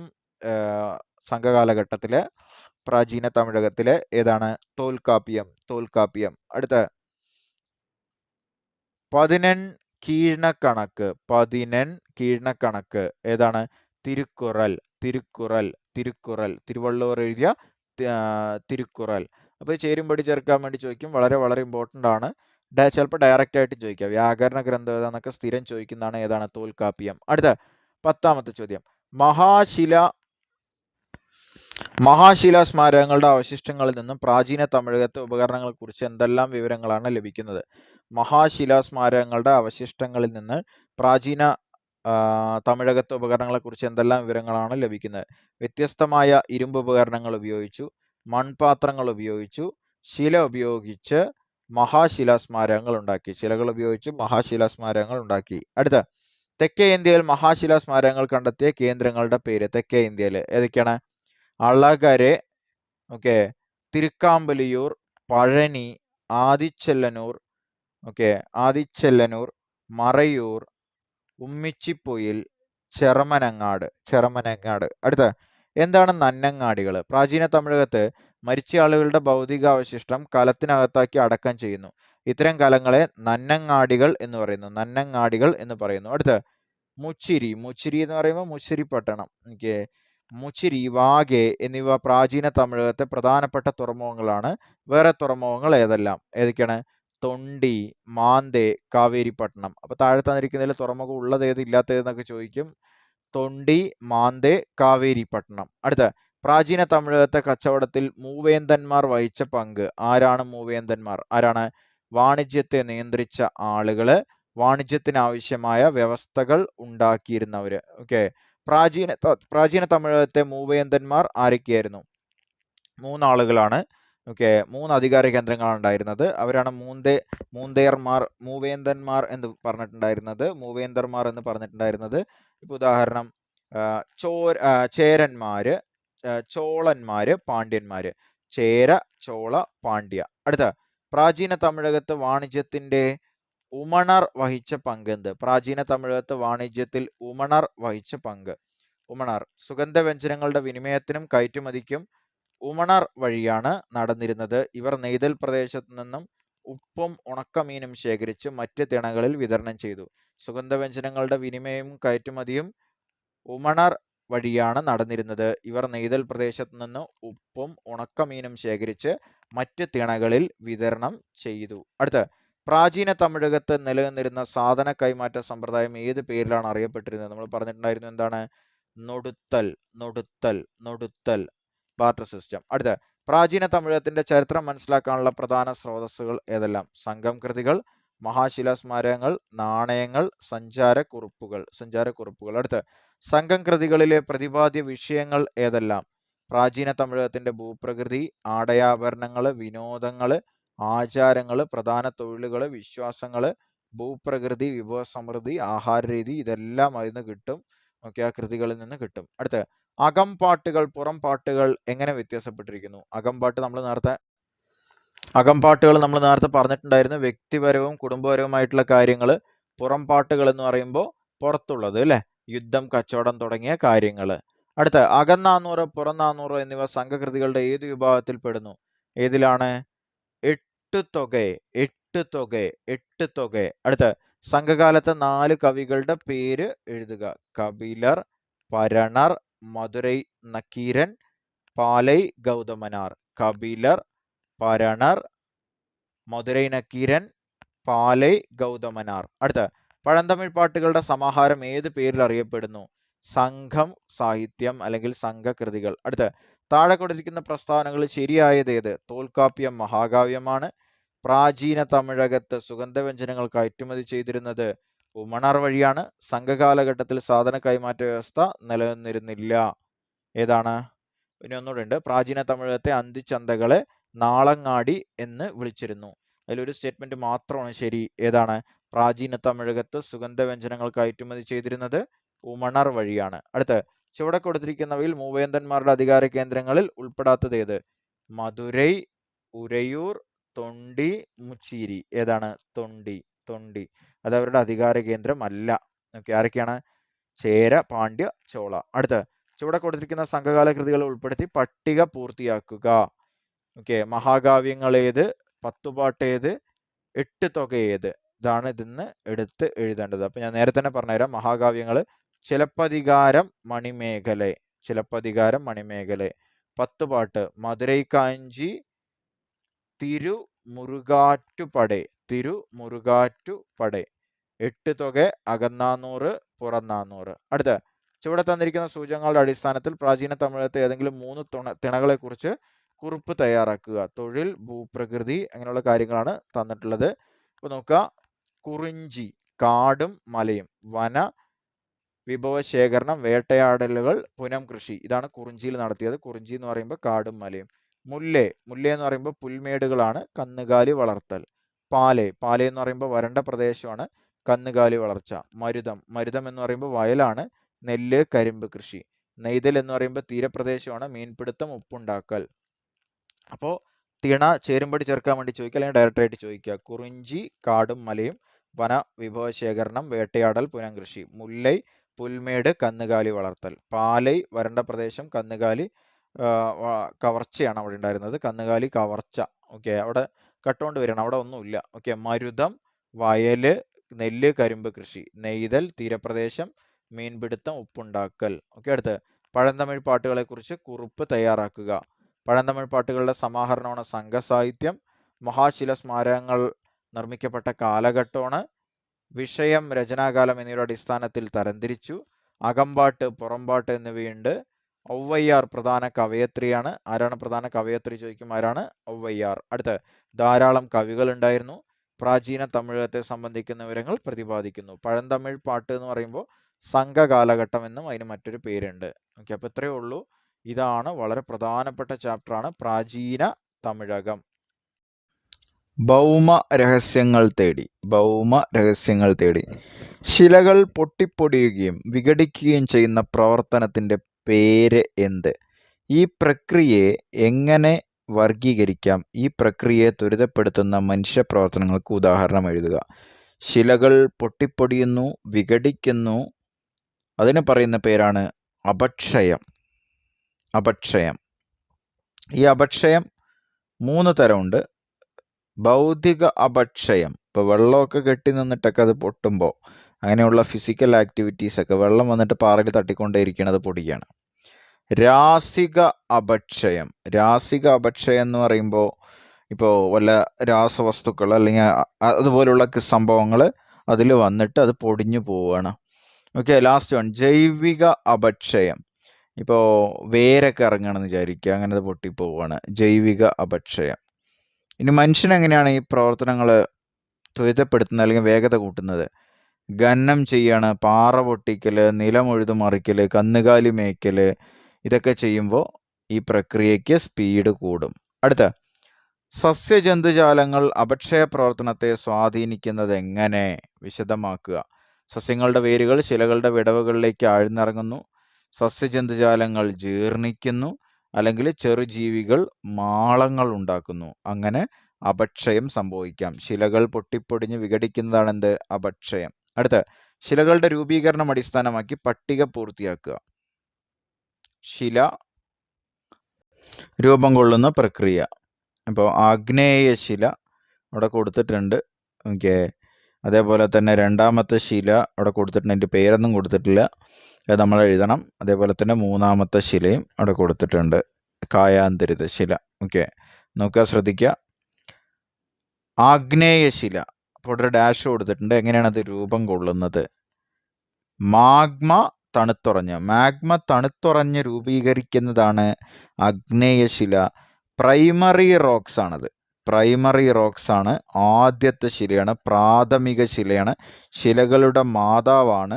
ബാക്കിയുള്ള എല്ലാ ശിലകളും ഉണ്ടാകുന്നതും എവിടെ നിന്നാണ്? ആഗ്നേയശിലയിൽ നിന്നാണ്. ആഗ്നേയശിലയിൽ നിന്നാണ്. അപ്പോൾ ആഗ്നേയശില വളരെ വളരെ ഇമ്പോർട്ടൻ്റ് ആണ്. പ്രൈമറി റോക്സ് ആണ് ആഗ്നേയശില അല്ലെങ്കിൽ ഇഗ്നേഷ്യസ് റോക്സ്. നോക്കുക, രണ്ടാമത്തത് ഡാഷ് എന്ന് പറഞ്ഞിട്ട് കൊടുത്തിട്ടുണ്ട്. ശില കൊടുത്തിട്ടുള്ള രൂപം കൊള്ളുന്ന പ്രക്രിയ അവർ പറഞ്ഞിട്ടുണ്ട്. ശിലാപദാർത്ഥങ്ങൾ താഴ്ന്ന പ്രദേശങ്ങളിൽ നിക്ഷേപിക്കപ്പെട്ട് ഉറയ്ക്കുന്നു. ശിലാപദാർത്ഥങ്ങൾ താഴ്ന്ന പ്രദേശങ്ങളിൽ നിക്ഷേപിക്കപ്പെട്ട് ഉറയ്ക്കുന്നു. എന്താണത്? അവസാദശിലയാണ്. അവസാദശില സെഡിമെന്ററി റോക്സ്. ഓക്കെ, അടുത്തത് കായാന്തരിത ശില. മെറ്റാമോർഫിക് റോക്സ് എങ്ങനെയാണ് ഫോം ചെയ്യുക? എങ്ങനെയാണ്? ഉയർന്ന താപമർദ്ദത്താൽ ശിലകൾ ഭൗതികവും രാസപരവുമായ മാറ്റങ്ങൾക്ക് വിധേയമാവുന്നു. മൂന്ന് തരം ശിലകളാണുള്ളത്. ആഗ്നേയശില, മാഗ്മ തണുത്തുറഞ്ഞ്, അവസാദശില ശിലാപദാർത്ഥങ്ങൾ താഴ്ന്ന പ്രദേശങ്ങളിൽ നിക്ഷേപിക്കപ്പെട്ടിട്ട്, മൂന്നാമത്തത് കായാന്തരിത ശില, ഉയർന്ന താപമർദ്ദങ്ങളാൽ ശിലകളിൽ ഭൗതികം രാസപരമായ മാറ്റങ്ങൾ ഉണ്ടാകുന്നു. ഓക്കെ, അടുത്ത നാലാമത്തെ ചോദ്യം. വൻകര ഭൂവൽക്കവും സമുദ്ര ഭൂവൽക്കവും തമ്മിലുള്ള സംരചന, അതായത് അതിൻ്റെ കോമ്പോസിഷനിൽ എന്ത് വ്യത്യസ്തമാണുള്ളത്? ഇതിനടിസ്ഥാനമാക്കി ഭൂവൽക്ക ഭാഗങ്ങൾ ഏതൊക്കെയാണെന്ന് പറയുക. ഓക്കെ, വൻകര ഭൂവൽക്കം സിലിക്ക അലുമിനിയം, അതുകൊണ്ട് ഇതിന് പേര് കൊടുത്തത് സിയാല്. Silica aluminium, വൻകര ഭൂവൽക്കം. സമുദ്ര ഭൂവൽക്കം എന്ന് പറയുമ്പോൾ സിലിക്കയും മാഗ്നീഷ്യം ആണ്. അങ്ങനെ അതിന് പേര് വരികയാണെന്ത്? സിമ. അപ്പോൾ രണ്ട് തരം ഭൂവൽക്കമാണ്. വൻകര ഭൂവൽക്കം continental crust, silica aluminium, sial എന്നാണ് അതിൻ്റെ പേര്. സമുദ്ര ഭൂവൽക്കം സിലിക്ക മാഗ്നീഷ്യം, സിമ എന്നാണ് പേര്. അടുത്ത, ഭൗമപാളികളിൽ ഏറ്റവും കനം കുറഞ്ഞ പാളിയെക്കുറിച്ച് ഒരു കുറിപ്പ് എഴുതുക. ഓക്കെ, ഏറ്റവും കനം കുറഞ്ഞ പാളി ഭൂവൽക്കമാണ്. 3 പാളികളാണുള്ളത്. ഭൂവൽക്കം, അതേപോലെ തന്നെ മാൻഡില്, അതേപോലെ കാമ്പ്. ഓക്കെ, ഭൂവൽക്കം, മാൻഡില്, കാമ്പ്. ഭൂവൽക്കം ക്രസ്റ്റ്, മാൻഡില്, കോറ്, 3 കാര്യങ്ങൾ. ഭൂവൽക്കം ഏകദേശം കനം 40 കിലോമീറ്റർ ആണ്. ഭൂവൽക്കത്തെ രണ്ടായി തരംതിരിച്ചിട്ടുണ്ട്. വൻകര ഭൂവൽക്കവും സമുദ്ര ഭൂവൽക്കവും. വൻകര ഭൂവൽക്കത്തിന് സിയാൽ എന്നും സമുദ്ര ഭൂവൽക്കത്തിന് സിമ എന്നും പറയുന്നു. അത്രേ ഉള്ളൂ. ചുവടെ തന്നിരിക്കുന്നവയിൽ ഭൂമിയുടെ ഏറ്റവും ഉള്ളിലുള്ള പാളി ഏത്? മാൻഡില്, പുറക്കാമ്പ്, ഭൂവൽക്കം, അകക്കാമ്പ്. ഇത് എക്സാമിന് ചോദിച്ചാണ്, വീണ്ടും ചോദിക്കും. ഏതാണ്? അകക്കാമ്പ്. ഏറ്റവും അകത്തുള്ളത് അകക്കാമ്പ്. ഓക്കെ, അടുത്ത, വിവിധ ഭൗമപാളികളുടെ പേരുകളാണ് താഴെ കൊടുത്തിരിക്കുന്നത്. അവയെ ഉപരിതലത്തിൽ നിന്ന് ഉള്ളിലേക്കുള്ള രീതിയിലേക്ക് ക്രമീകരിച്ച് എഴുതുക. അപ്പോൾ പുറക്കാമ്പ്, അകക്കാമ്പ്, ഭൂവൽക്കം, മാൻഡിൽ എന്ന് പറഞ്ഞിട്ട് കൊടുത്തിട്ടുണ്ട്. ഏറ്റവും പുറമേ ഉള്ളത് ഭൂവൽക്കം. ഇനി കുറച്ച് ദൂരം കുഴിച്ചു എന്ന് പറഞ്ഞാൽ എത്തുന്നത് എന്താണ്? മാൻഡിൽ പിന്നെയും പോയി കഴിഞ്ഞാൽ ഏതാണ്? പുറക്കാമ്പ്. പിന്നെ ഏതാണ്? അകക്കാമ്പ്. അപ്പോൾ ഏറ്റവും പുറമേ ഉള്ളത് ഭൂവൽക്കം, കുറച്ചുകൂടെ അകത്തേക്ക്, ഭൂമിയുടെ അകത്തേക്ക് പോയി കഴിഞ്ഞാൽ മാൻഡിൽ, പിന്നെയും കുറച്ചുകൂടെ പോയി കഴിഞ്ഞാൽ പുറക്കാമ്പ്, പിന്നെയും കുറച്ചുകൂടെ പോയി കഴിഞ്ഞാൽ അകക്കാമ്പ്. ഓക്കെ, അടുത്ത, മണ്ണ് സംരക്ഷണത്തിനായി അവലംബിക്കാവുന്ന ഏതെങ്കിലും 2 മാർഗങ്ങൾ. വനനശീകരണം തടയുക, മലഞ്ചരുവിലെ തട്ടായിട്ടുള്ള കൃഷി. അടുത്ത, മണ്ണിന്റെ രൂപീകരണത്തിന് ഗണ്യമായി സ്വാധീനിക്കുന്ന ഒരു ഘടകമാണ് ഭൂപ്രകൃതി. മറ്റു ഘടകങ്ങൾ ഏതൊക്കെയാണ്? മണ്ണ് എങ്ങനെയാണ് ഫോം ചെയ്യുക? അപ്പോൾ ഒന്ന് ഭൂപ്രകൃതി, രണ്ടാമത്തത് കാലാവസ്ഥ, മൂന്നാമത്തത് സസ്യജന്തുജാലങ്ങൾ, നാലാമത്തത് സമയം, അഞ്ചാമത്തത് മാതൃശില. അപ്പോൾ തന്നിരിക്കുന്നതിൽ സ്വാധീനിക്കുന്ന ഘടകം ഏത്? സ്വാധീനിക്കുന്ന ഘടകം അല്ലാത്ത ഏതെന്നൊക്കെ ചോദിക്കും. മണ്ണിന്റെ രൂപീകരണത്തെ സ്വാധീനിക്കുന്ന ഘടകം ഭൂപ്രകൃതി, കാലാവസ്ഥ, സസ്യജന്തുജാലങ്ങള്, സമയം, മാതൃശില. ഓക്കെ, അടുത്ത 10ാമത്തെ ചോദ്യം. മരുഭൂമികളിൽ ഏറ്റവും സജീവമായി നടക്കുന്നത് ഏത് തരം അപക്ഷയമാണ്? എന്തുകൊണ്ട്? എന്താണ്? ഭൗതിക അപക്ഷയം. എന്താണ് കാരണം? ഉയർന്ന താപം അനുഭവപ്പെടുമ്പോൾ ധാതുക്കളുടെ വികാസനത്തിന് കാരണമാവുന്നു. തുടർന്ന് അവ എന്താകുന്നു? ശിഥിലമാവുന്നു. അപ്പോൾ ഭൗതിക അപക്ഷയമാണ് മരുഭൂമിയിൽ ഉണ്ടാവുക. ഓക്കെ, അടുത്ത അപക്ഷയ പ്രവർത്തനങ്ങൾ മനുഷ്യന് സഹായകരമാകുന്നു. എങ്ങനെ? ശിലകളിലെ ധാതുക്കൾ വേർതിരിക്കപ്പെടുന്നു. ശിലകളിൽ നിന്നാണ് ധാതുക്കൾ കിട്ടുന്നത്. അതേപോലെ തന്നെ ഖനന പ്രവർത്തനങ്ങളെ സഹായിക്കുന്നു. മണ്ണിന്റെ രൂപീകരണത്തിന് കാരണമാകുന്നു. ഈ ശിലകൾ അപക്ഷയം സംഭവിച്ചിട്ടാണ് മണ്ണ് ഉണ്ടാവുക. ഡിസംബർ 5 എന്തായിരുന്നു? മണ്ണ് ദിനം അല്ലേ? ഡിസംബർ 5 മണ്ണ് ദിനം. വളരെ വളരെ ഇമ്പോർട്ടൻ്റ് ആണ്. അടുത്ത ചുവടെ തന്നിരിക്കുന്ന ഡയഗ്രം നിരീക്ഷിച്ച് പ്രക്രിയകൾ ഏതൊക്കെയെന്ന് എഴുതുക. ഓക്കെ, അപ്പോൾ ചുവടെ തന്നിരിക്കുന്നത് നോക്കുക. ഇവിടെ ആഗ്നേയശില തന്നിട്ടുണ്ട്. ആഗ്നേയശില. അതേപോലെ തന്നെ ഇവിടെ കായാന്തരിത ശില. ഇവിടെയും അതിൻ്റെ ആഗ്നേയശില തന്നിട്ടുണ്ട്. അപ്പോൾ ഇത് ഡയഗ്രത്തിൻ്റെ വേറെയാണ്. ഇവിടെ ആഗ്നേയശില, അവസാദശില, കായാന്തരിത ശില. അപ്പോൾ ഇവിടെ ചോദ്യം തന്നിട്ടുള്ളത് കായാന്തരിത ശിലയും ആഗ്നേയശിലയാണ്. എങ്ങനെയാണ് കായാന്തരിത ശില ഫോം ചെയ്യുന്നത്? എ, ഉയർന്ന മർദ്ദം അല്ലെങ്കിൽ താപം. ഉയർന്ന മർദ്ദം അല്ലെങ്കിൽ താപം. ഓക്കെ, ഏത്? കായാന്തരിത ശില. കായാന്തരിത ശില ഉയർന്ന മർദ്ദം അല്ലെങ്കിൽ താപം അല്ല നമ്മൾ പറഞ്ഞത്. അതിൻ്റെ രൂപം മാറണം, മർദ്ദം അല്ലെങ്കിൽ താപത്തിൽ. ഇനി ആഗ്നേയശില എങ്ങനെ ഫോം ചെയ്യുക? ഉരുകുകയാണ്. ഉരുകിയിട്ടാണ് എന്ത് ചെയ്യുക? ആഗ്നേയശില ഫോം ചെയ്യുക. അതായത് മാഗ്മ. അതിനാണ് എന്ത്? ആഗ്നേയശില ഫോം ചെയ്യുക. അകത്തുള്ള മാഗ്മ പുറത്തേക്ക് വരികയാണ്. അതങ്ങനെ ലാവയായി മാറുകയാണ്. അങ്ങനെയാണ് എന്ത്? ആഗ്നേയശില ഫോം ചെയ്യുന്നത്. അത്രേ ഉള്ളൂ. ഉള്ളിൽ ഭൂമിയുടെ അകത്താകുമ്പോൾ മാഗ്മ എന്നും പുറത്തേക്ക് വരുമ്പോൾ ലാവ എന്നും പറയുന്നു. അപ്പോൾ കായാന്തരിത ശില എങ്ങനെ ഫോം ചെയ്ത്? ഉയർന്ന മർദ്ദം അല്ലെങ്കിൽ താപം. ആഗ്നേയശില എങ്ങനെ ഫോം ചെയ്തത്? ഉരുകിയിട്ട്, അതായത് മാഗ്മ പുറത്തേക്ക് വന്ന് ലാവയായി മാറിയിട്ട്. അവസാദശില എങ്ങനെയായിരുന്നു? അടിഞ്ഞുകൂടിയിട്ട്. ഇത്രയേ ഉള്ളൂ. വളരെ സിമ്പിളാണ്.